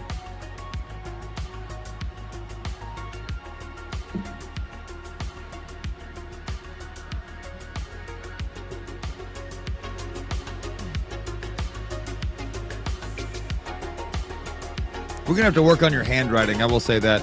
It's not bad. It's not like a doctor. But it's not like a doctor. It's... All right, let's go. It's kind of like a... Well, all right, I'll say this. Regardless of the mask and the get-up, there's no doubt in my mind that you're a dude. Because that's the handwriting of a dude. That's the handwriting of someone who's like, fuck it. All right, let's see.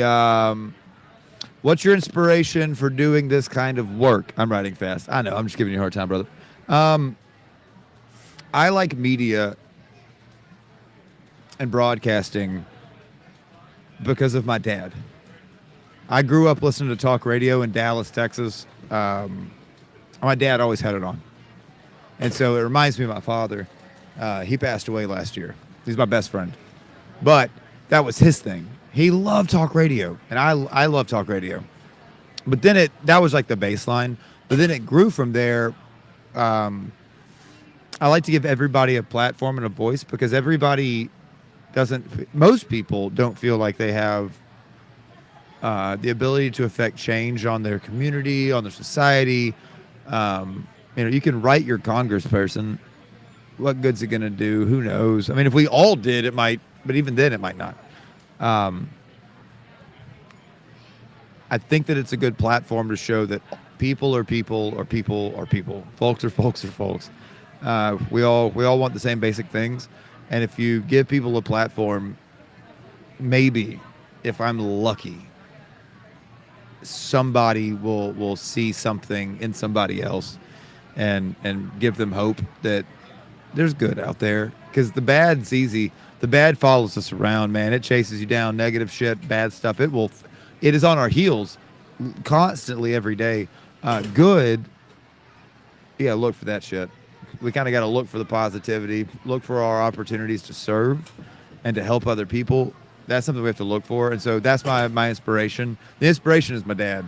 The motivation is because I like talking to folks like you. I like talking to any of these people. And to hear other people's stories, I think is helpful for anybody else listening or participating, to make them feel less alone. Because that's why I listen to podcasts every day. That's why I listen to talk radio. That's why I listen to any of that. Makes you feel less alone sometimes. And I think that's important. It's easy to feel isolated and alone, which is odd because in this society where I have a laptop in my pocket, I got this phone in my hand, right? Yeah, you got one hanging on you right there. It's easy to somehow still feel very alone and isolated, even though we live in a society now where we are the most connected we've ever been. But yet somehow people feel more lonely than they have in a long time, because we isolate ourselves with this technology. Well, I don't have to go out. I don't have to go to, I can talk to my friends online, but there's something different about having this kind of interaction, you know? Like, if you don't, and I hate the phrase like, all right, dude, go touch grass. But fuck, it's real. Go touch some grass. Walk around outside. Feel the air on your face. Touch stuff. Talk to people. Interact. I mean, you're a prime example. You're not even talking, but you're interacting. You're putting yourself out there. You're around people. And it kind of is, even though it's draining, it can be anxiety inducing and it can be draining.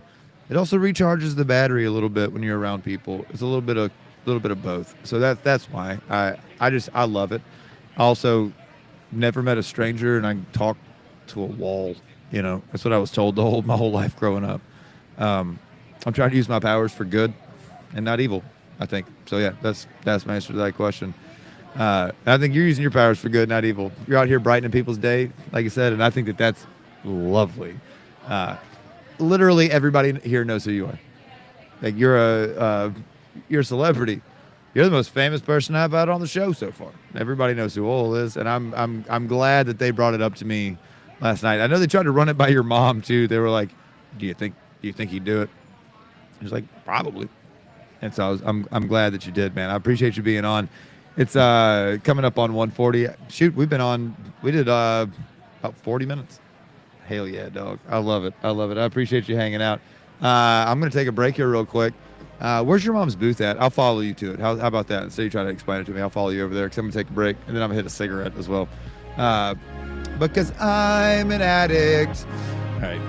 You guys hang out. Sit tight. We're at the 2025 Misfits Market and Expo just south of downtown Jackson, the Jackson Fairgrounds.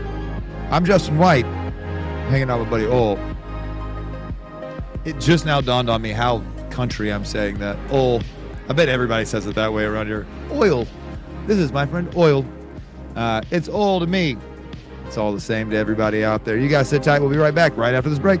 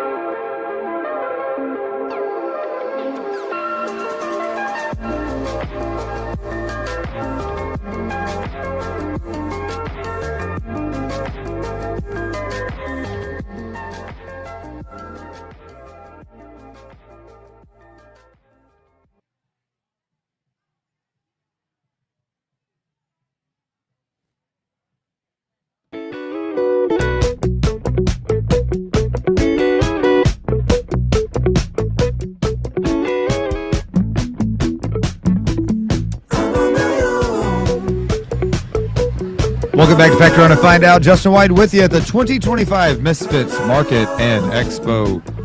Just south of downtown Jackson, not by a whole lot. We're at the Jackson Fairgrounds. A little bit of the Bahamas to bring us back in. God, I've fallen in love with this band. This entire record is a fucking banger. I'm talking, it's a press play album. You press play, you start, you go with it. I want to let everybody know about the weather that might be coming in. We're here till 5. The wrestling, if that's your thing, starts up at 3 o'clock. Come on down, see a little bit of wrestling. They were throwing people on tax yesterday. It's crazy. I was here for it. It was a whole lot of fun. I might try to step out and see a little bit of it today. I'm not sure. But the weather should not keep you away from the market. Most everything's inside, the stuff outside. The sun's coming out. That's kind of problematic because that ambient heating of the lower atmosphere will actually cause instability because the cool air, that low pressure front coming in is going to cause instability in the upper atmosphere. And that, my friends, is how we get naders. And that's exactly what's going to happen. But I'm looking at it right now on the radar. I'm saying 8-ish. 8:30 is probably whenever we're going to see the bulk of this. On the Torcon index, we're sitting at 5. That's not great. Memphis is in a black dot. They have legit put a black dot around Memphis and a purple dot that moves its way up towards Madison County through Brownsville and up the I-40 corridor. So we got to be real careful about that. Keep your eyes low for the 5-0, and by the 5-0, I mean the NATO. And we're looking at it as it's coming this way. So everybody be a little careful out there. But do not let that stop you from coming out to the 2025 Misfits Market and Expo. Got a guest with me sitting here right now. What's going on, dog? Nothing much. Just bored, waiting on more people to come in. Yesterday, okay, so do you think that today or yesterday was busier? Because yesterday got real busy there for a little while, right? From a vendor standpoint, I definitely think yesterday was busier. Because I think the storms combined with it being, a Sunday, everybody that's local around here in the South, they're going to church, they're doing their thing. So I think yesterday was a lot busier. I love that everybody I've talked to today is like, well, church. And they always caveat it with like, because we're in the South. It's like, yeah, that's kind of how this works. We're going to be in the South. We're going to have church. But, the Lord, they talk to him apparently, and he talks to me. Mm-hmm. He talks through me every day. The Lord's always telling me stuff. He's like, Justin, you should gamble more. And he's like, Justin, you're not smoking enough cigarettes. And I'm like, okay, Lord, whatever you say. So I'm trying to do my part. But he told me this morning, he said, go to the Misfits Market and Expo and bring as many people as you possibly can. The Lord works in mysterious ways, brother. Sounds like I need to talk to him. Sounds fun. Hey, if they can claim that stuff and they can say that the Lord talks to them and that's supposed to not be weird, then I can say it too. Yeah. That's how I feel. This dude seems fun. I talked to this dude. If this is what church was like, just sitting there playing poker, blackjack. Just like smoking six, just Yeah. chain smoking six. Yeah, it'd be totally fine. I mean, You out back in next? church. You gonna come up next? All right. I got famous people coming up next. Dude, y'all are Jackson famous. Yeah. She said she's got to take a shit. She'll be back here in a second. She got poop. I hope that works out well for you. What's your name, my man? I'm Ethan. Ethan Justin White. Nice to meet you, brother. Am I allowed to plug myself?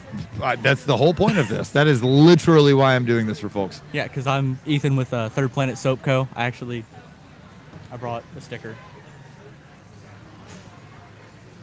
Let you keep that. Oh, thank you so much. Yeah. What kind of soaps you got?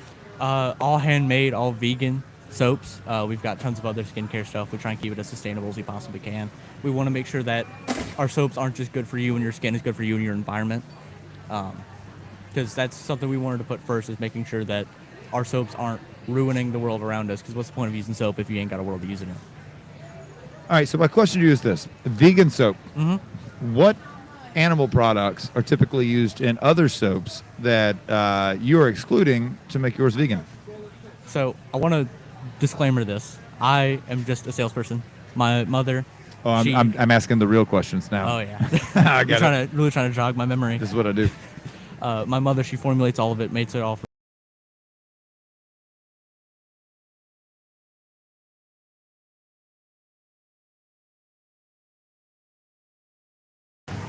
and that's okay. We use just 4 basic ingredients. I did not know that goat milk soap was a thing. Oh yeah, I don't think they're here this year, but I know there's a local vendor that does goat milk soap a lot. They make some great stuff. Because we try and support others too. We're not just going to be like, oh, they make soap. Yeah, you ain't gonna Yeah. yuck somebody's yum, you know? Yeah. Of course not. And like we try and keep our soap accessible to everybody, really. Because we have our unscented options. We've got all kinds of stuff. Just, you know, for people with sensitive skin, people with fragrance allergies, all kinds of stuff. We even, like, because of our soap being vegan, we have a lot of people that talk about coming to buy our stuff because they can't buy the other soaps. It's vegan. They can't buy the goat milk soap. They can't buy this. They can't buy that.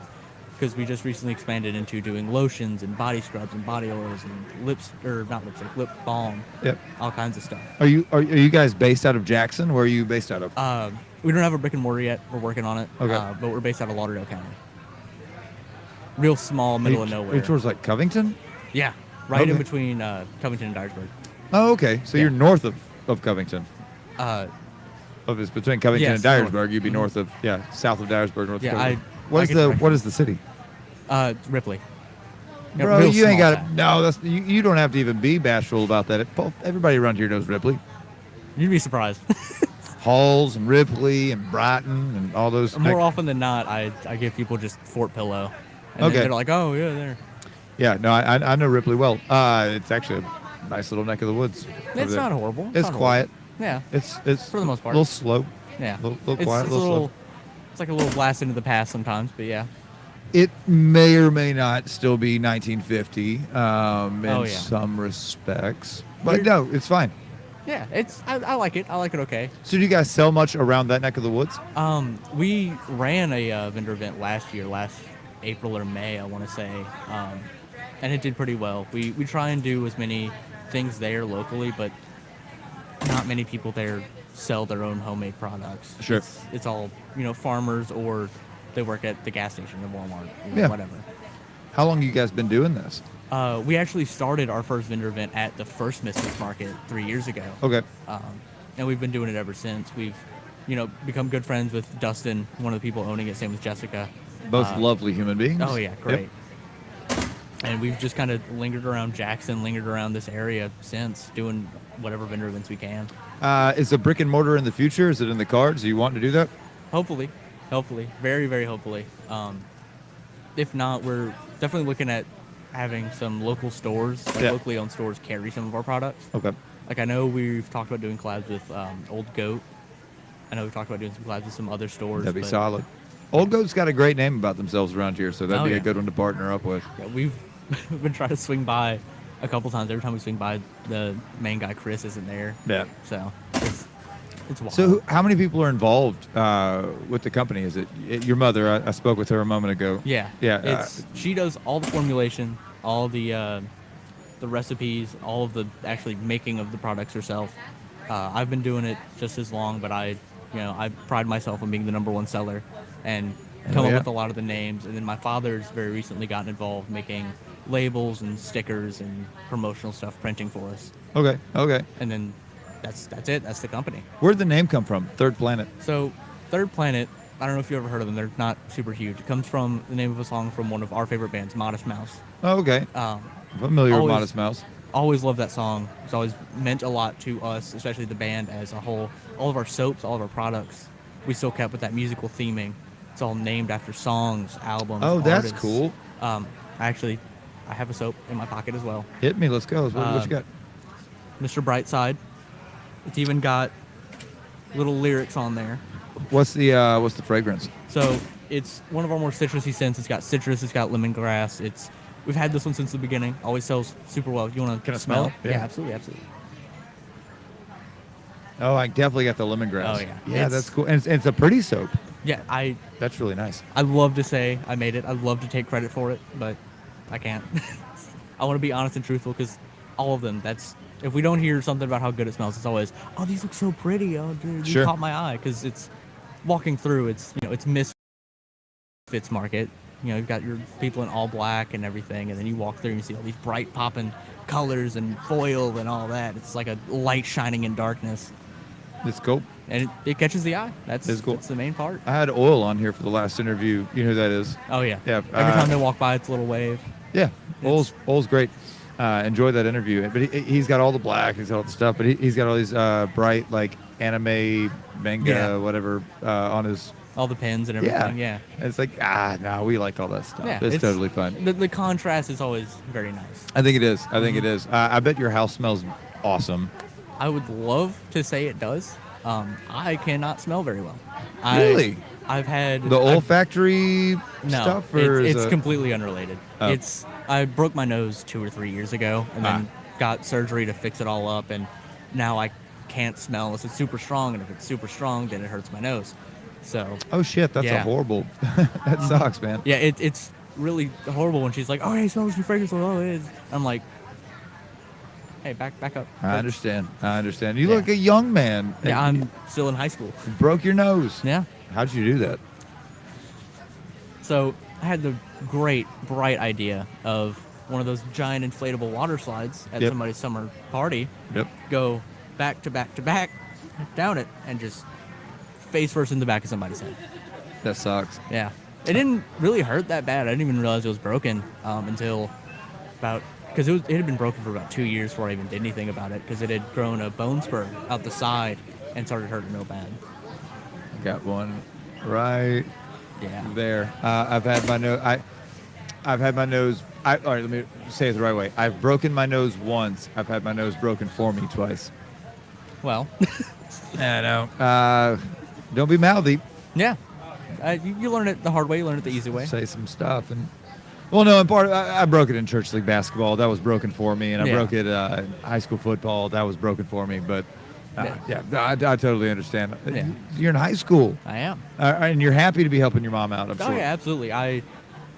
Oddly enough, contrary to what everybody else says, I enjoy doing customer service. Nice. I'm pretty decent at it, if I do say so myself, and I enjoy doing it, especially at a more local store. Yeah. Because you get more personal interactions with people. It's not 50 million people in and out all day, like if you work at Walmart or whatever. So what are you, like 16, 17, 18? 17. 17. And there's something to be said for a 17-year-old who says, you know what, Mom? Fuck my weekend. I'd rather be doing this. I'd Oh, rather I mean, be here with you. There's stuff I'd definitely rather be doing, but I mean, like, I'm going to act like I didn't hear you say that. I'm going to stick with yeah. I mean, I really don't Ethan mind said, it. I love this. I would rather do this than anything else in the world. I do love this. This is Misfits especially is definitely one of the highlights of my year. It's fun. Just seeing everybody around here being so unified and being so nice to each other when, you know, the world is the way it is. Yeah. It's magical, really. Yeah, the world's gotten a little bit goofy lately. It's gotten something. It's a little strange. Yeah. A little strange. So a question that I ask everybody who sits in the chair is this. What is one thing about you, about yourself, that you're proud of? I'd say just my musical ability. I've Oh, been you're in a player? band. You're a player? Yeah, absolutely. All right. I've been in, you know, school band since 6th grade. I've just recently started writing my own music to play. What's your instrument of choice? What's like your forte? I play tuba in my marching band. I and love I've tuba. got a bass guitar at my house. I've been dabbling a little bit in regular acoustic guitar. I played flute for a little bit. I'm a little bit of a maestro, so to speak. You kind of come off as a bass player. I've heard that before. I've got a handful of bass players that I work with on a regular basis. I also slap at the bass. It's not my primary, but I'm a mean bass player. But I am good. But a bass player's got a vibe to him. You definitely got a bass player vibe. I appreciate, you know, I'll take it. One of the best bass players that I've ever had that played with me for years and years was a tuba performance major. That's what we went to college for. That's Tuba how I got performance. into it. It Yep. was our school had a steel drum band. You know, the Jamaican steel drums. Shut the fuck up. Trinidad and In Tobago. Ripley? So there was a military base somewhere around there that had just shut down. Like they closed operations. They just had all these instruments. Well, I know that there. there's the naval base and Yeah. Air Force stuff in Millington. But something about it shut down. They had a whole bunch of instruments. They gave it all just to a bunch of schools. We sold some of them, and then one of our old band directors just bought these steel drums and these steel pans. And we're just like, we're gonna do a steel pan band. That's cool Loved it. as We hell. did it for 2 years, but I don't know if you've ever worked with them. But to tune them, you've got to send them to Trinidad and Tobago, Yeah. have somebody hammer at them, and then have them sent back, and that's like $1,000. Yeah, So sure. Puny little Ripley doesn't have the money for that, so we just recently sold them. but actually, I think we are still trying to actively sell them. So if you want some steel pans, Got some steel drums. yeah. Holler at Ripley High School. But they had me play bass guitar, just a real simple part for one of those songs. I fell in love with it, and I read bass clef. So Sure. I Yes. already with tuba. Yeah. Yeah. I already read bass left. Bass is fun. That's a really fun instrument. oh yeah, I love it. It gets overlooked. But what's fun about bass is it gets overlooked until it's not there. And when Yeah, it's if you not don't have th- a bass line, the song just sounds off. it sounds thin. Yeah, it sounds Thin and there's empty. No, It's not wide. there's no bass. Yeah. yeah. It's not wide. Yeah. Nothing better than a great rhythm section. You got Oh, you got yeah. a drummer and a bass player that lock in. That's something I've learned Make thoroughly a doing, shitty band sound way better Oh, than they yeah. are if you got a good rhythm section. especially doing like jazz pieces. Yeah. 'Cause Oh, are you it's- into jazz? Oh, I love jazz. What's I- your go-to right now? I I haven't been in also a very like jazz, jazzy but mood, it changes. Like it's hard to say really because I love my Flying Lotus and my more like jazz hop kind of artist. sure. Thundercat is a huge inspiration to me. Oh, it's usually like modern jazz, modern oh, yeah. stuff, I love like big band fusion jazz and too. Yeah, Like it's just like I don't even have artists to give you. I sit there and I I hear listen. them. Check out the Chet Baker Trio. Chet Baker. Yep. Yep, the Chet Baker Trio, and also you can't go wrong with Kinda Blue, Miles Davis. Oh yeah. It's like the quintessential It is jazz. jazz. Like Yeah. that's what you think of when you if somebody doesn't know if they like jazz or not, Put that album on. Yeah. play Kinda Blue, and if they go not digging it, it's like then you probably don't like jazz.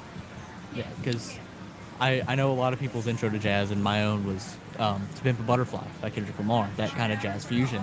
And just the brass and the saxophone and the bass all just, Yeah. they clicked with me. It's very good. So obviously, I'm sure you don't just stick to jazz. Oh, no. What other influences do you have? What do you? Oh, I listen to everything. I love to take influences from everything, especially with my own music, which I might plug later. I don't have any songs out yet, but you know, You don't have it's on anything- the forefront. Okay. Do you have Uh, you have a band? It's just myself. Okay. I'm working on trying to, get it all done, get it all mixed and everything, and get it all recorded. What DAW are you using? Um, Now we're talking a language that nobody on the stream has any idea what the Yeah, fuck. it's- There'll be a handful that do, but like, what DAW do you people use? clicked out of the tab. and Yeah. They're like, nope, they're talking about DAW. I don't use even know what a a, DAW is. I use a completely, legally acquired version of FL Studio that. The new Fruity Loops is good. Oh yeah. It's strong. I'm using a completely legal, Yeah. not Torrens's version of the latest Logic Pro X producer. Yeah. I was shocked. I mean, I've done Pro Tools. I've done everything from New Window to Pro Tools to all the Cubase shit. I mean, I've touched it all. Yeah. And I'm just shocked at the usability. Yeah, The it's- ease of access for some of these new ones, like new FL Studio, the new Logic stuff. Growing up for me, I'm in my 40s, so I the genuinely could not tell. well, I appreciate that very much. The DAWs that we had back in the day were not. Yeah. I mean, we had like New Window. Mhm. They had New Window, then New Window 2, and then New Window H2O, which is hokey and a horrible name. But it was. They were complicated. They were Yeah. difficult. It was not fun. That's when we were using ADAT Mm-hmm. tapes to also. It was a whole mess. And Yeah. you could only use them so often and so long before they started to really fuck up on you. Yeah.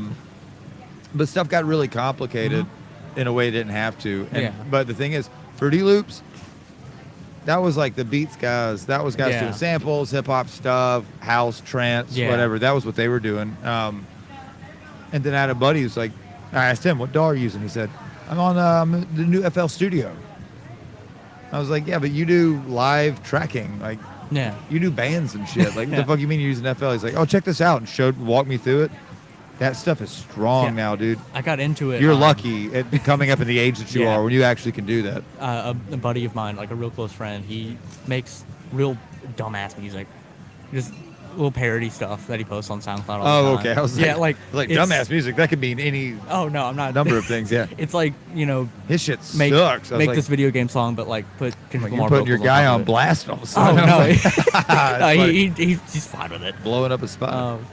But he got me on and just sitting there, sharing his screen, letting me watch. I was like, that seems remarkably easy to do. I thought I was gonna have to like get a buddy of mine to get drums, and then a buddy of mine to get guitar, and then me sit there and play bass. After record it all on a crappy mic in somebody's garage. And Right. then I was like, oh, you're telling me I can just record it on here or make my own part and All of it. just play it. And The then new I I know FL's doing it, I believe. Actually, I'm not positive. You can Yeah. probably tell me, but I know that a lot of the latest DAWs, I know Logic does this. You can import whatever song you want, whatever audio you want Yeah. into a file, and you can draw out the stems, so you can separate everything back Yeah. from the original and bring it back out. Bro, we're living in the fucking future. Do you realize in my 40s how I look back and wish that in 1995 I could have done that? That Oh, it it would've- seems incredible that you can do that. You mean, so you're telling me I can take a track, pull the vocals, just Yeah. hold on, pull the vocals off, do my own vocal take on it, Mhm. and now it's me playing along with Foo Fighters. Yeah. Now it's me playing along with the Mars Volta. It's me playing along with whoever. It doesn't matter. Kendrick. Yeah. You can do whatever you want, and you have the best karaoke track in the world because it's the literal studio tracks Yeah. for all that. Man, that's cool as hell to me. And that's been a personal battle with me because, it coming up a new artist, you want to get something to put you out there. I want to do some cover songs. Yeah, You sure. know, do some stuff that means a lot to me. I Inspired do bar me. gigs. I do cover songs. Oh, yeah. All the time. That's, Yeah. I make a lot of money playing cover music. And it was tough for me to decide whether or not I wanted to recreate this instrumental or just get rid of the lyrics and be like, yep, it's fine now. Let me sing. Yeah, sure. Yeah. Do you have a It's- name that you go under other than your own? It's a really long story. I can definitely, or not a long, but it's a really dumb story. I can explain if you want. Go. The The mic's yours, my man. my family have a really dumb bit we like to do of if anything sounds wild, it's just band name. Put it in a little notes app note. And we've got tons. And we took some really, really crappy pictures outside Side of the note, do you concert. come from a musical family? So my mother doesn't play music. She was in choir when she was in school. And my father did stage rigging.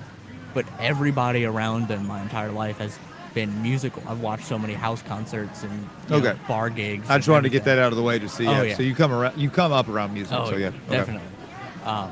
And we took these pictures and got home and edited them. And I was like, that looks like a really, really shoegazy album cover.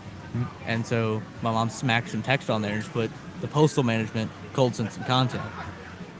And then that was really funny. And then for Christmas, my dad got me that as a vinyl sleeve. Nothing in it, but just a vinyl sleeve printing. Yeah. And I was like, crap, now I've got to make this album.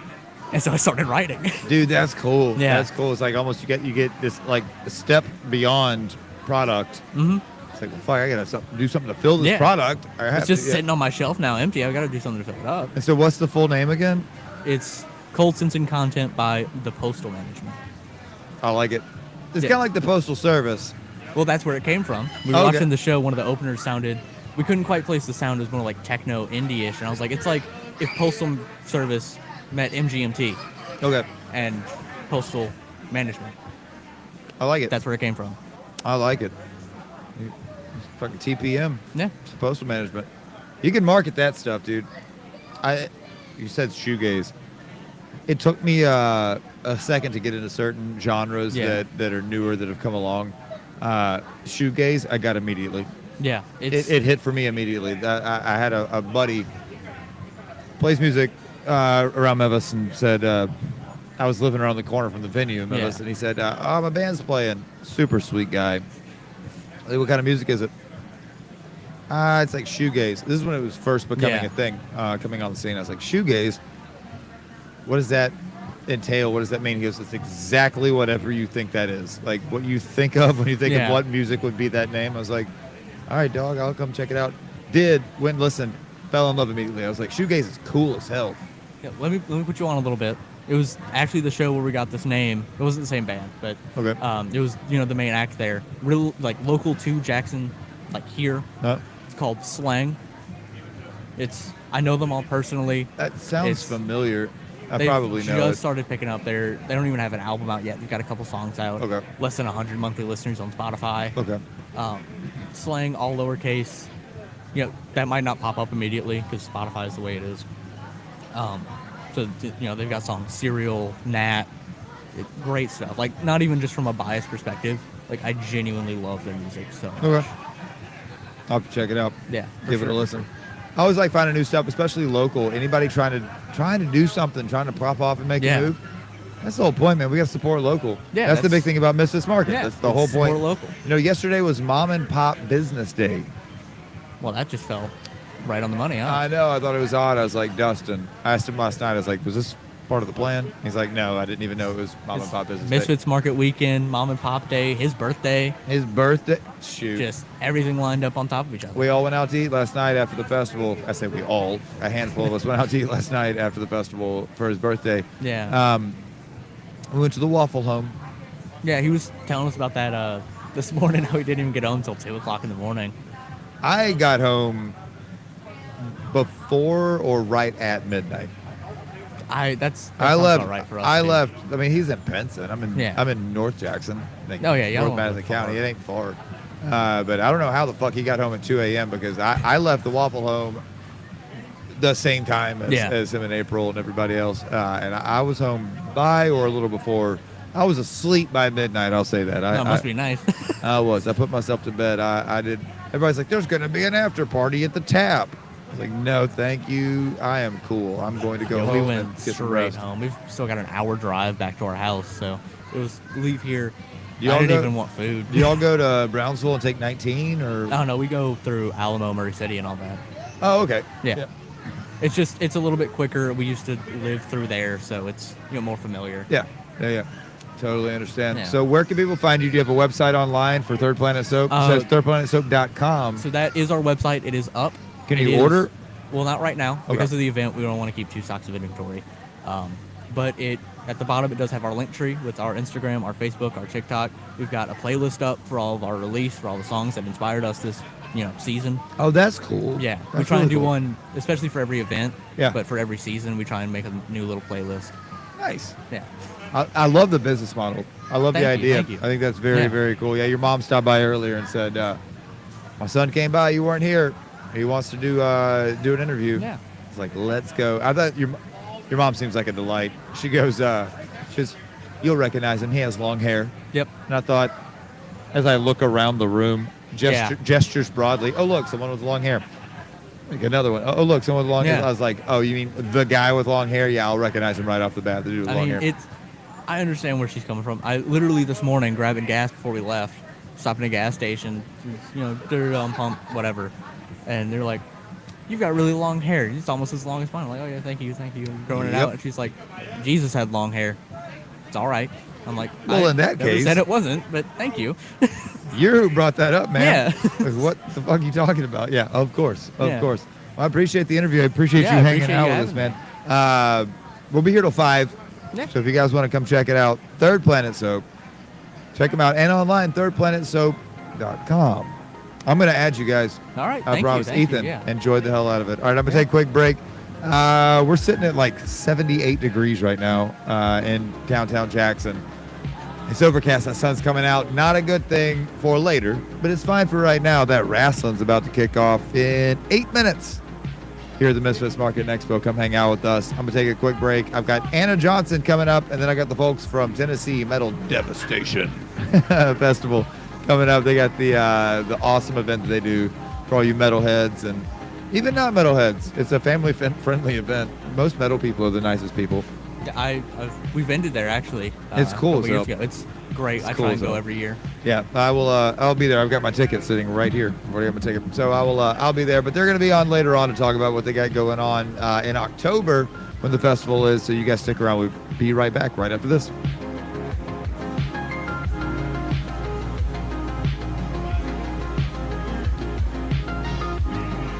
Yeah, thank you again for having me.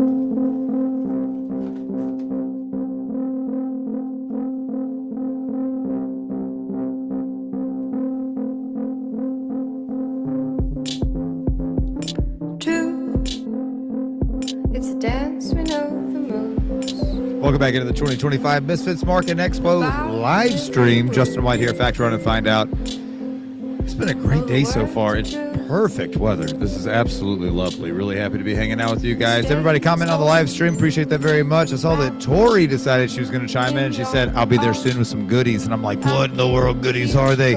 Bring me some goodies, Tori. I'm here for it. I'm here for it. And they could be literally anything with somebody like Tori. She could bring me a brand new F-150 all the way to a mocktail, and I'm not sure which it's going to be, but I'm happy to be here for any of it. We got a little Sylvanesso coffee bringing us back in. Love some Sylvanesso. Played this specifically because of the guest that I have with me. I got Anna Johnson. Turned her on to this band. She likes it a whole lot. Anna, how in the world are you? I am great. Man, it's good to see you. It's good to see you. It's good to be seen. I'm glad to finally get over here to you. We've been trying to do it I know. all day yesterday and today. It was funny. I didn't expect it to do the damage to my throat that it's done. I can hear it. I can feel it a little bit in my throat. But it's fine. I've enjoyed it. I've had so many good interviews over the weekend. Oil was fun. Yeah. That was cool, I'm dude. excited to go back and watch that It was one. cool. A lot of silence. Yeah. Lots of empty gaps Yeah. while he's writing. He would Yeah. write. Oh, did he? Yeah, I told him, I said, I gave him my pad and a Sharpie, and so he would write a little bit. And I said, take your time. And the first time he wrote something and handed it to me, I go, well, I can tell you one thing I know for sure. You're a dude.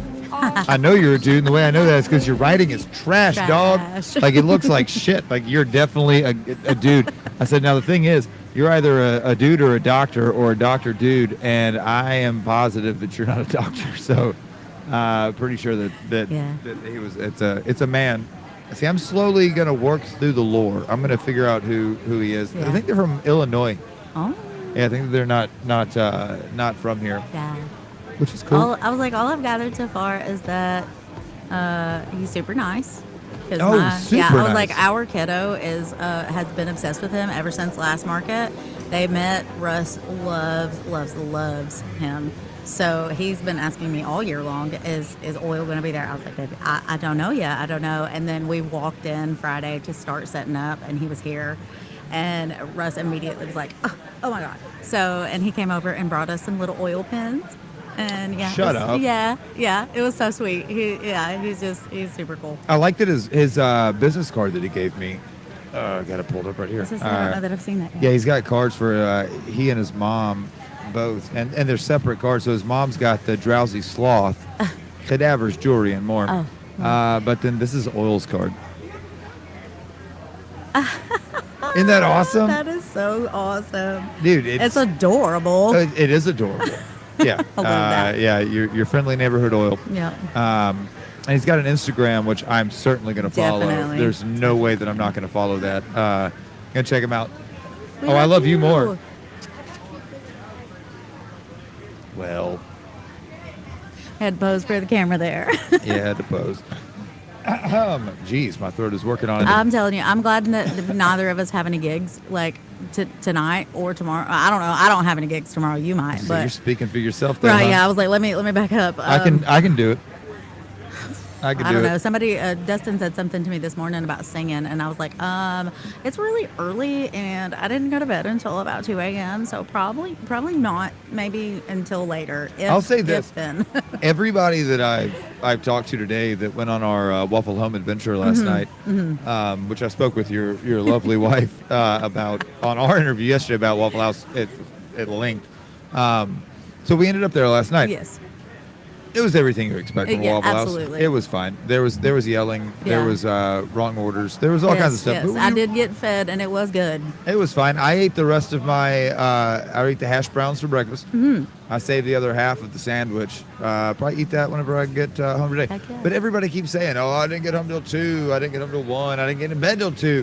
Man, y'all are fucking up. I was at home and in the bed by midnight. Look, we live further away. That's the thing. Yeah, y'all live further. It's like we had to drive. They were saying, I forget who it was. They said, I talked to Dustin. He said he didn't get home till 2. And I was like, did he go to Memphis first? Because Right. there's no way I he was was like, in he was Benton. he's the closest one. He doesn't live far. So I was like, there's no way that it should take that long. But He got stuck talking in the parking lot. Guarantee I it. guarantee you that's what it is. guarantee Yeah. that's what it was. I dipped on that. I was like, I gotta go. No parking lot shenanigans for me. When I was backing out, because it was tight, and we were poking fun at some vendors that were there with us. They were sitting at the table behind us, and they did like a 9-point turn to get out of the parking lot.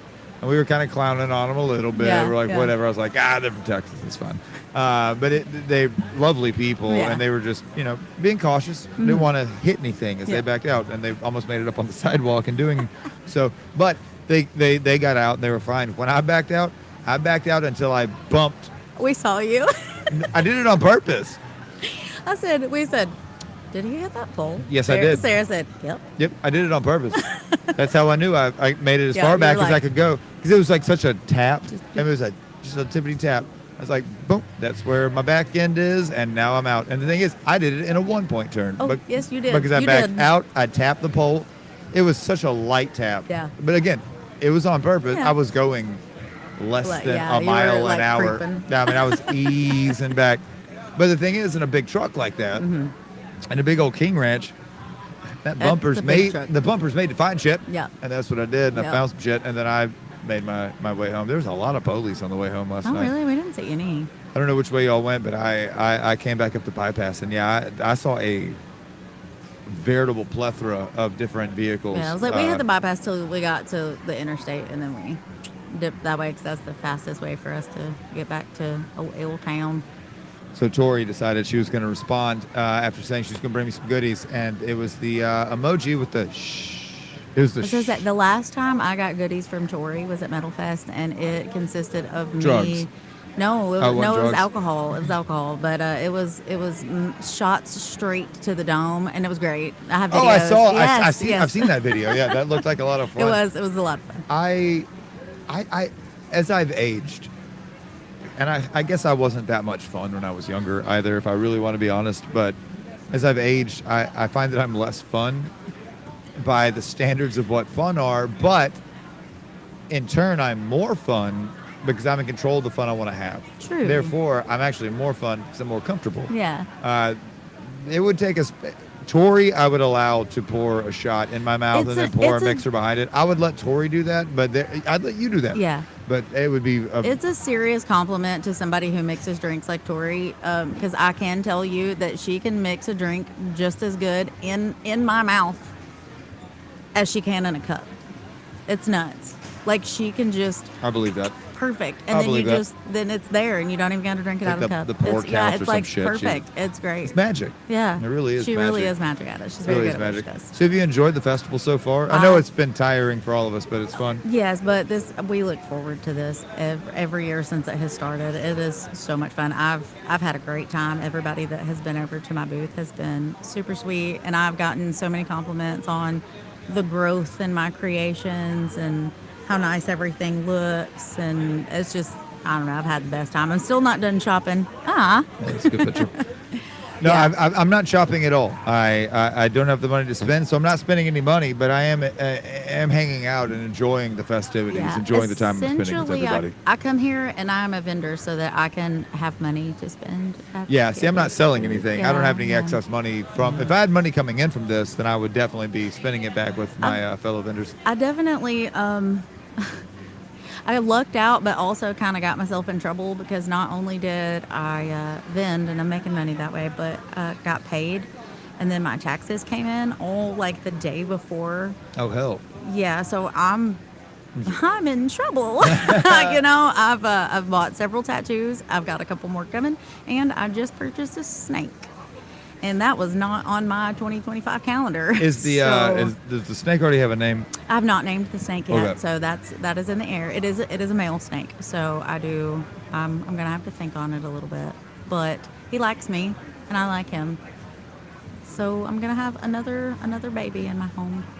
I would if you should name it something super offensive. I'm not saying name it like Donald Trump. I'm just saying name it like I don't know, Hitler. I don't name it something just real Skull shit. Adolf.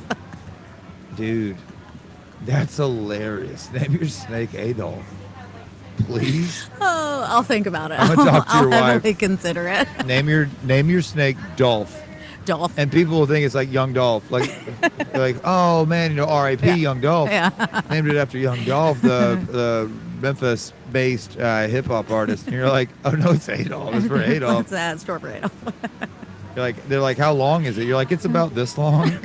Like that's how long it is from the ground. It's like this. From the ground, it's about- like this about there. long-ish. Like that's like the only time it's acceptable to do that motion. Someone's gonna screen cap that. And, Yeah, and they're just gonna be like, fuck my whole life right? up. Yeah, you're gonna get cancel cultured out here. Dude, I tell you what, the interview yesterday with your wife, if that's not enough to get me canceled, then I this, still haven't got to go back and watch it yet, but I'm so excited. it's hilarious. Yeah. And I had a really good time. Unfortunately, I took off work tomorrow, so amidst going to buy myself a snake enclosure for my new snake, my mother-in-law is gonna be so upset. Not a She s- hates snakes. Ah. And I had him around my neck, and we were getting acquainted. And of course, I'm like really warm, so he was kind of squeezing my neck a little bit. And I was like, okay, this is cool. You're just giving me a little hug.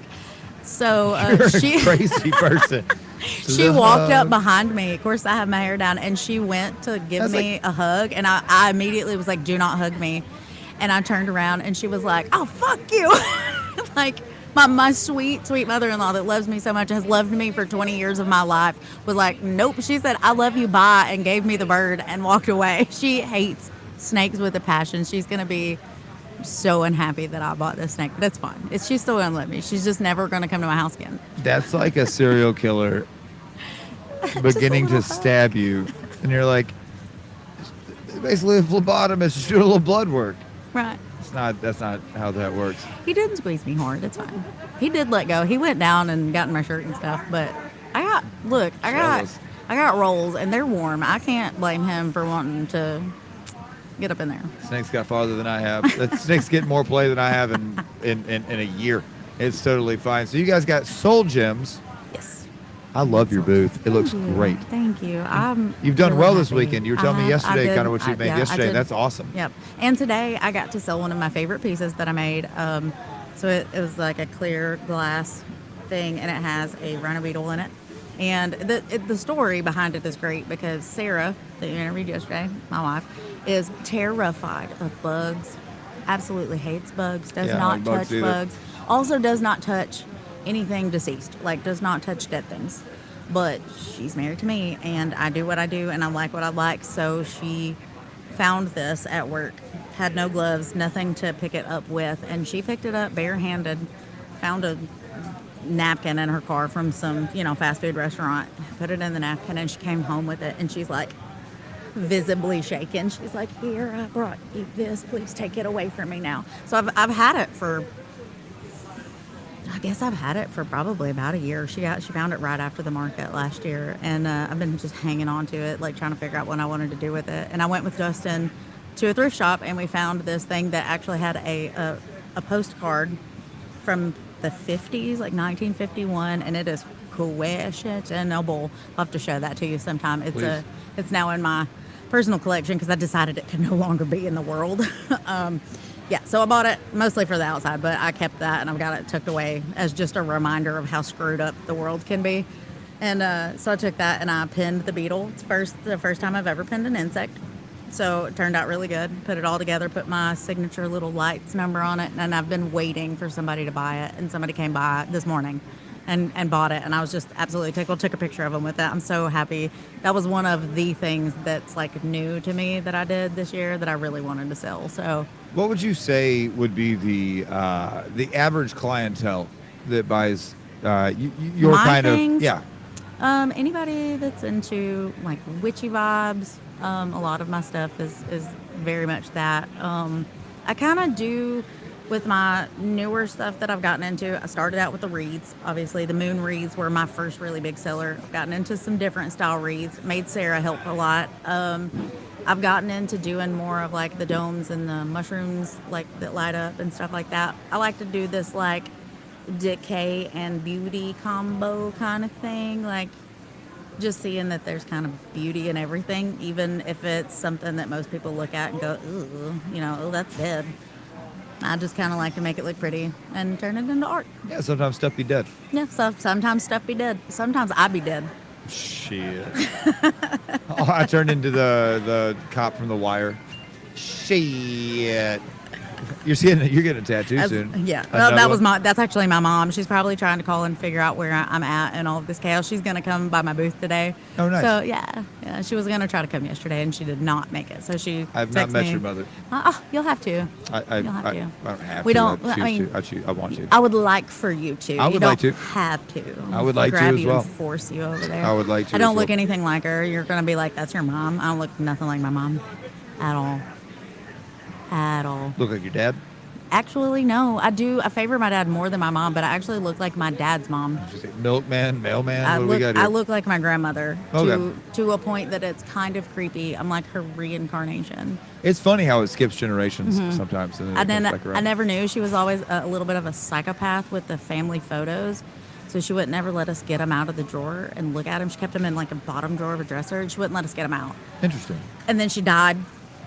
So we got in the pictures because we had to have we put pictures up at her funeral, Right. as Southerners do. We got to have all the photos. And that was the first time in my life I'd ever seen pictures of my grandmother at the age that I was at the time. And it was like looking in a mirror, to the point that it freaked me out a little bit. She also died right around my birthday. So I was at the funeral home on my birthday.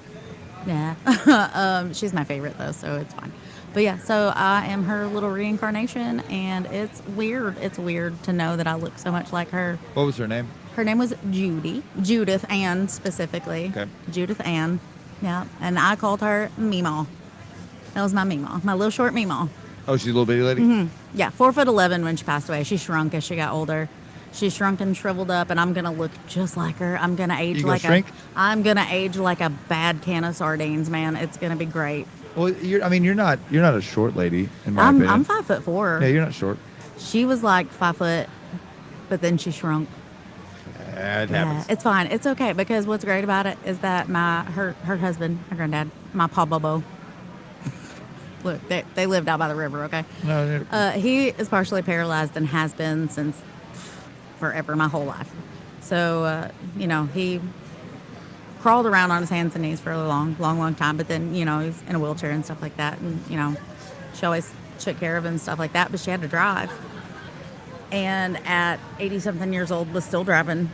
At 4'11", she used to have to take seat cushions, like 3 seat cushions, and put them in the car. And the last time that I ever rode with her in a car, I thought to myself, this woman is an absolute menace to society. There is no way that she should be out here driving the roads, even in a little bitty town like Parsons, because that's where they lived. I mean, absolute menace to society. That I don't know how she didn't kill anybody. And I'm going to be exactly like her. I want to be out here being a total menace to society at 80-something years old driving the streets. I'm going to be honest with you. Already are. And you're doing... I'm a good driver. They paid me money to do that. You are both of you. You and your wife both. Maybe a menace to society. Fine drivers. Menace to society in other ways. That's fine. That's all right. I can deal with that. Chaotic neutral, or you're not chaotic evil. No.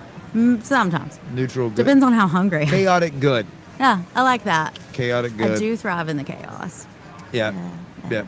So are you having fun so far? I'm actually having a good... You're the first person who's actually asked me how I'm doing in the last 2 days. No, I'm enjoying this. I like having my own little place off to the side. Yeah. Because I got the food truck. I have a door. I'm sure everybody watching the live stream sees the color of everything change up and down. The door's open right now, so it's very bright, which is why I got my sunshades on still. But no, I'm enjoying myself quite a bit. It's great to see a bunch of friends that I don't get to see on a regular basis. I enjoy the interviews. I like talking to folks, obviously, so that's a lot of fun. But I like that people come to me. Mm-hmm. Selfishly, I'm enjoying that aspect of it. I don't really have to go That's anywhere. why I brought you a throne. Yeah, I really just kind of... Yeah, that's right. You brought me this chair, and I'm enjoying the hell out of it. It's very, very comfortable. I would be sitting in the wicker like you guys are. I like these, though. They're also very comfortable. Yeah, I Those like it. came from the upstairs at my dad's house. Yeah, I was looking for some chairs. I needed 2 that matched. Yeah. and I found 2 that matched upstairs at dad's, and those are the cushions off the couch at my dad's house. I knew I recognized those. Yeah. I was like, I've seen those before. Those came from Ashley Furniture. I think so far my favorite thing has been of everything is getting to see everybody that I love, like all in one place. So many, all right here together. Yeah. It's been pretty. There's one. There's another one right there. Oh, Huron gang gang, blippity blippity, as they say. Oh, we have more. I was like, I walking could around. sit here and wave. There's That's so what I've many been people. doing. Yeah. I've been sitting here just looking at just friend after friend after friend, and then making new friends as we go. Yes. Oh, I was like, look at these. That's dope. That is awesome. That looks great. I was like, other than like getting to see my friends and getting to like sell my stuff and buy really cool stuff, like I've honestly just enjoyed people watching because people have come through in costume or just wearing really cool stuff. That's always fun. Yeah, Watching I the love it. costumes. I think that's really cool. Yeah. I love it. It's an excuse, I guess, for those Right. kind of folks who Yeah. are into that. It's like I have a couple of friends that are here that they're like makeup artists and they always do like really cool stuff with their makeup. Like specifically yesterday, one of them came on and was a literal work of art. Like like 7 hours on her face. Right. Her name's Caitlin, and she always has really cool makeup, but it was insane what she did to her face yesterday. So like I love seeing stuff like that. Ol's mom has like mushrooms growing out of one side of her face Oh, see, I've and haven't lightning made on it. the other. I'm excited. That's I my just grew afternoon. a beard. I Yeah. just grew a beard, man. No. That's what I did. I Just for this, actually. I put on some pretty eyeshadow. I think you look lovely, dear. Thank you. Absolutely lovely. What are you guys offering? What do you have? Let folks know how to find you. Do you plug your pluggables? Oh. Do you have you don't have an online store? I don't have an online store. I do have a Facebook page. It's under Soul Gems. That's SOULGEMZ. Little play on the band name. Y'all big on because- that Z. Yeah, we like the Z. Yep. So you can, find my Facebook page. That's the only online anything that I have, only because my life is chaos. But I do custom orders for wreaths, for anything really that you can't find somewhere else that you want made for you. You can message me. I can probably make it. I'll figure out a way. In other words, I do keep some stuff in store at Smith Oddities. Okay. So I'll have a few, whatever I have left from here, I'll take some things. I'm going to be adding some stuff to a storefront in Lexington I think it's the Lexington Collective. It's my friend Jessica Marshall's store. I will post that on my Facebook page when I do it. And I've actually had a couple of people approach me here today and ask me if I would like to put some stuff in their storefronts. So I'm looking to add a couple of new locations. I'm going to just kind of have a variety of the things that I make. I do jewelry, wreaths. I have some cool little bones and mushrooms art. My mushroom sticks, which those have been really popular since I started them, and I really like making mushrooms. So just kind of all my little knickknacks. That's what I have. I have knickknacks. Just little fun trinkets. Tchotchkes. Tchotchkes. Yeah. You know I love a good tchotchke. I love a tchotchke. It's kind of my jam. I bought a trinket shelf at Goodwill 3-ish months ago, and I redid it. And my favorite thing that I've put on it so Dude. far. Good, man. It's good to see you. Yeah, John. I fucking remember you. This dude was nice to me in middle school. We were at football camp and at JCS, and we had to line up against each other, and I was scared shitless. I was like, I am not in this. This is not my jam at all. Yeah. And this dude, this dude, I just did dirty shit. This dude lined up against me and was just like, bump. I was like, thank you, John. you. Fucking hell. Thank you for not just like wrecking my shit, because he could have. Look at the way he's built. Look at the way I'm built. I'm all elbows over here, dude. Yeah. Who's your dad? Oh, okay. Hell yeah. No, I love being on 101.5. That was a whole lot of fun. They didn't know what to do with me over there. Nobody knew what to do with me. I was like the lovable liberal. I did not know that. Here? Shut up. Hell yeah, dude. I hope I catch up with you later on. I will. Thank you, John. He said, "Oh, are you live right now?" I was like, "Yeah." It's fine. It's fine. That's John awesome. Mayer. Oh, John Robert Mayer. yeah. His dad was the director for the TBI. Oh, okay. For a while, okay. yeah. You know, you're like me. You know a little bit of everybody, don't you? Yeah, I do. Yeah, I do. yeah. No, he could have lined up against me and just knocked me down. And he was really nice. He was always Small kind, kindnesses. always kind to me. And for that reason, I always think very highly of John Yeah. Mayer. Yeah, good guy. Things like that stay with you. Yep. And his wife's sitting there, Mike Johnson, Crime Stoppers, all them morons. You know what I'm talking about, Yes. Mike Johnson? I didn't know that was her dad. That's funny. She's like, I 'cause, loved hearing that's, you on That's 101. Sarah's dad's name too. Mike Johnson. Yeah. I Yeah. loved hearing you on 101.5. And I'm like, no one knew what to do with me over there. They're like, this guy's talking about. Oh. Like every day I had my like fuck Elon Musk segment. Yeah. Every single Every day. day. And that was before it was cool to hate on Elon Musk. I'm like, no, y'all don't see it. This dude sucks. Right. I know though. You're gonna see it bad. eventually. It's bad. Yeah. And then here we are, and it is bad. And I appreciate it. I know you got to get tattooed and all that stuff. I'm gonna try to sneak out and see a little bit of this wrestling. Yeah. I'm gonna do try to it. see some wrestling. I haven't got to see any wrestling, but I did hear about some wrestling yesterday. So It started up at 3. It's 3:31. I bet I can catch the tail end of it. I just want to see people doing their thing. I just want to see people doing their thing. one more thing though. 'cause Please, I please. gotta finish telling you what my favorite tchotchke on my shelf is. Yes. 'Cause you said you had a Goodwill or you got a tchotchke I got like box, a little knick-knack shelf, knick-knack shelf. So far, my favorite thing that I put on it, I bought a tiny apothecary jar with a lid, and I have it full of Russ's baby teeth, like a creepy mom. Not for sale. Not for sale. No, this is my personal collection, but I have a little tiny jar of teeth. Oh, I got feelings about teeth. Little jar of teeth. Oh, I got feelings about teeth. But yeah, my daughter's not lost a tooth yet, and I don't know what I'm going to do. Oh, well. I don't know if you how I'm need- going to handle it. If you need I'm backup, not going to. I got you. What I'm not going to do is tie a string around it or floss and like slam the door. Not doing that No, shit. we tried a Nerf gun once. It didn't really work on his first tooth. But honestly, for us, the best thing ever is that I'm like, open your mouth, and I put my finger in, and I go really fast. Works every time. I can't. I don't want to do that. I'll to do her. it. I'll do it. I might have I'll to. be the bad guy for you. If she gets a tooth loosened up, it's like drive her like back to her mom. I don't fucking. No, I don't. Call me. It's like just tongue it, just back and forth. Yeah. Just like move That's it back what and forth Russ the whole gets it bunch to the and point it'll that fall it's out. ready, and then he's like, "Okay, it's time." Barely It hanging made me on. feel so good. The school nurse texted me one day. He had a loose tooth, and she wanted me to know that his tooth was coming out because his it was bleeding, so they sent him to the nurse. Right. And she texted me and said, "Hey, I just wanted to make sure you know that Russ has a loose tooth." But he said, "I love y'all." He said that he doesn't want to pull it until he gets home because he says that you are the best person at getting his loose teeth out. And I was like, thanks. That's So sweet. So weird, but that's so a sweet. compliment of the highest order. Right. Yeah. Yeah. So he came home and I. It's knocked it right odd that out. I've honestly thought too much About about Penny loose teeth. losing teeth.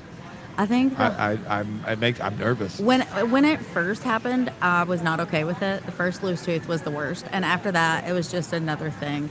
Tying shoes, however, is the bane of my existence. I hope to never have to teach another human being how to tie their shoes. Slides and Velcro. That's where we're at in life with slides and Crocs and Yeah. because I cannot.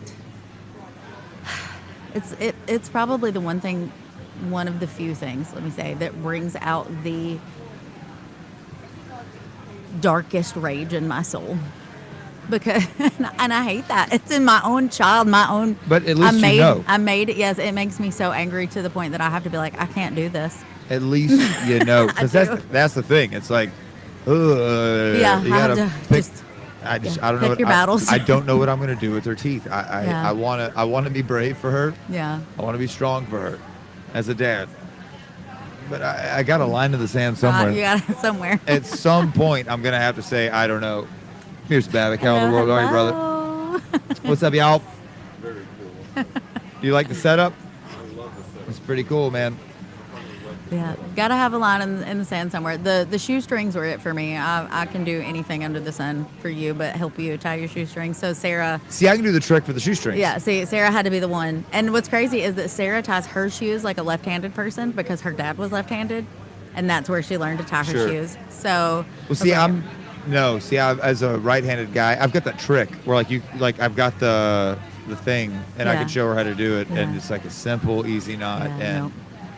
I've tried every. part of that's gonna be on every her. way. She's gonna have to take direction. Right, and I don't know. I don't know if it's because I heavily pass down the ADHD or what. If we're just like two ADHD brained people trying Right. to make it work, and it's just not. But I get frustrated, and I'm like, I have to stop because I'm being mean.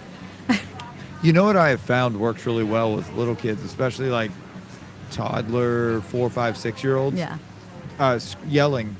If you Yes. is just yell at them. The only way that anybody in my house hears me speak to them is if Really, I'm hollering. the closer your face is to theirs when you do it too, use lots of arms. Like be real. It's very effective, and sure they're gonna Yeah. cry some, and they're gonna resent you as an adult. But if you just get right down in their little faces, I their found precious little faces, and be like, "You son of a!" The like only they like thing that. the only thing scarier than that to my children is for me to get up to them and talk to them like this. Get real quiet. Because I'm like, Yeah. don't stop it. Yeah, Well, that's the only thing that is scarier to them because they know if I've reached that point where I'm talking quiet that they could die. See, what's funny is I've been such even keel with her whole life. She's never heard me get upset like that or anything.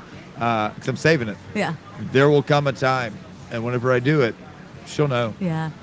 Russ is, because we have two kids, and the older one, he's the wild one.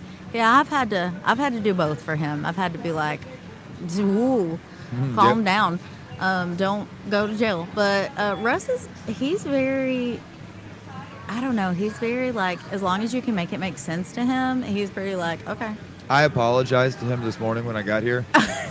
I said, hey, man, it felt very adult for me because this is not the first time I've had to apologize for something like this. I said, hey, man, I'm sorry for cussing at you at the Waffle House last night. And that's the sentence that's come out of my mouth before. Well, you know, I'm really sorry for cussing at you at the Waffle House last night. it's nothing he's never heard And he before. goes, it's okay. I was like, it's not. I felt bad about it. I said, I thought about you on the way home, and I felt bad. I was like, I probably shouldn't have called you the names that I called you. Because I'm not going to, I said a lot of stuff on this, but I'm not going to repeat. I'm not gonna repeat that. But I called this 11-year-old as I shoved my phone in his face with a picture of a raccoon in a drawer. It's very Waffle House of us, and I called him a few choice names, and I felt guilty on the way home. I had guilt in my heart, and so I this morning he kept telling me, like, comforting me, he's Yeah. like, it's seriously I was fine. like, he's probably thinking you've not called me anything that my mother hasn't said No, to me. and I said, Russ, look, man, to be honest with you, as part of being mature, is to realize when you fuck up and Yeah, you and you own it or Yeah. whatever I said. So I'm owning it. Yeah. I shouldn't have done that, and I'm sorry. It's like, seriously, it's okay. Like, you're making it weird. See, and I'm gonna tell you exactly why he's like that, because that you just said is something that we have tried to ingrain in both of our kids from very early on, because I screw up daily. Especially with all of the hundreds of milligrams of steroids I've been on. I've been an absolute psychopath from one time to the next.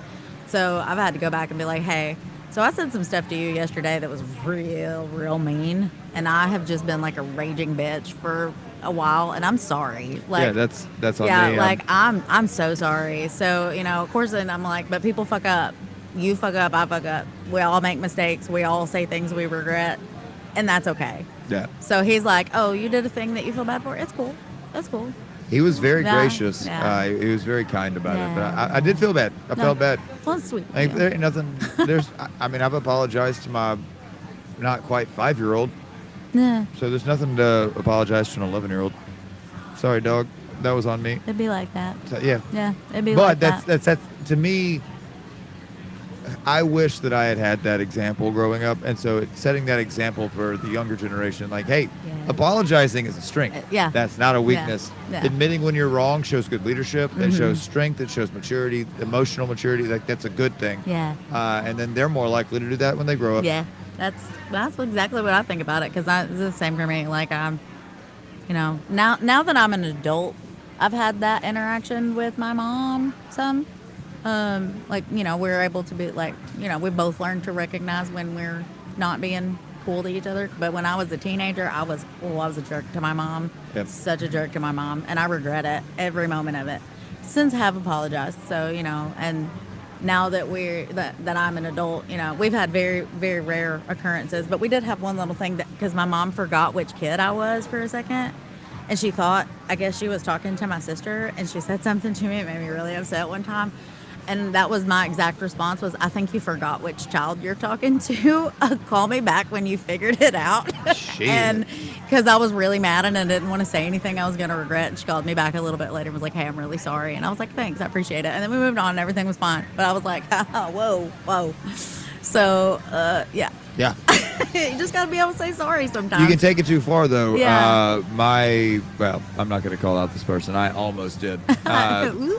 You can weaponize apologies. Mm-hmm, you to can. Where You can. You use it Sorry. for evil. Yeah, you can. You You're can. like, well, this just gets, I get away with it now. I apologize. Yeah, and that's not how it works. Yeah, well, Yeah. fuck right off. Like, that's Yeah. not how that works. That's the thing. I'm like, you can make mistakes and you can screw up and you can apologize and seek for forgiveness. But if you don't learn anything from it, then your apology doesn't really mean anything. And Right. the likelihood that you're going to get any growth from you or the person that you apologize to is zilch. Yeah, Yeah.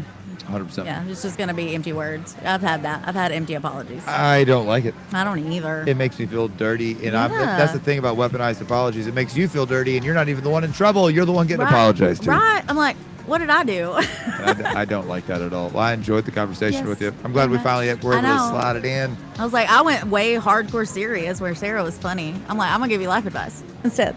I'm here Hey, for it. hey. I'm here for it, and I love it. I'm here for it, and I love it. I'm going to try to sneak outside, guys. So Yeah. I'm going to take a quick break. See if I can see some wrestling for a second. This handsome-ass dog. Oh, shit.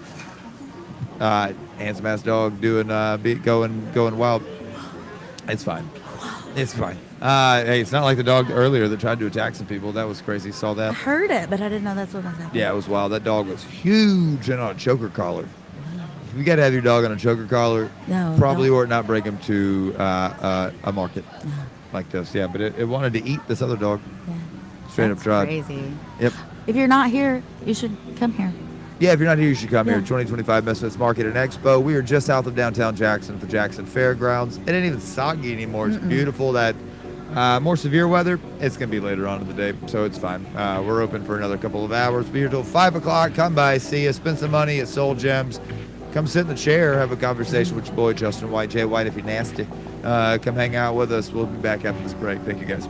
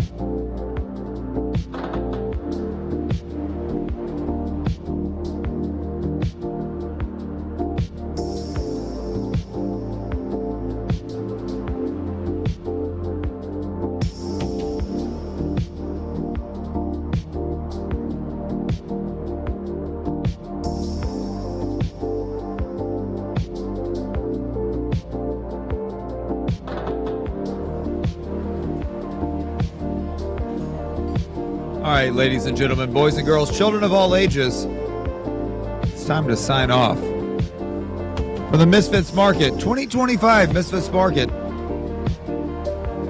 and Expo. Tori, who was on the stream yesterday, decided she was going to bring me shrimp and grits, which I'm very excited about. Some chicken and waffles. I got chicken and waffles over here. And an NA Bloody Mary. This is delicious. Go see them at Magnolia Manor up in Humboldt. This is great.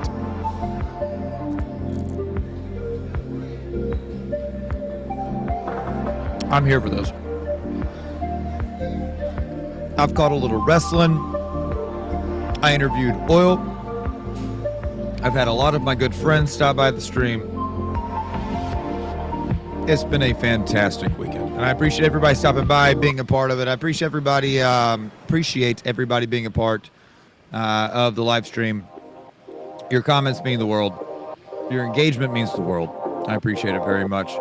So until next time, take care of each other. Be kind to one another. You never know what anybody else is going through.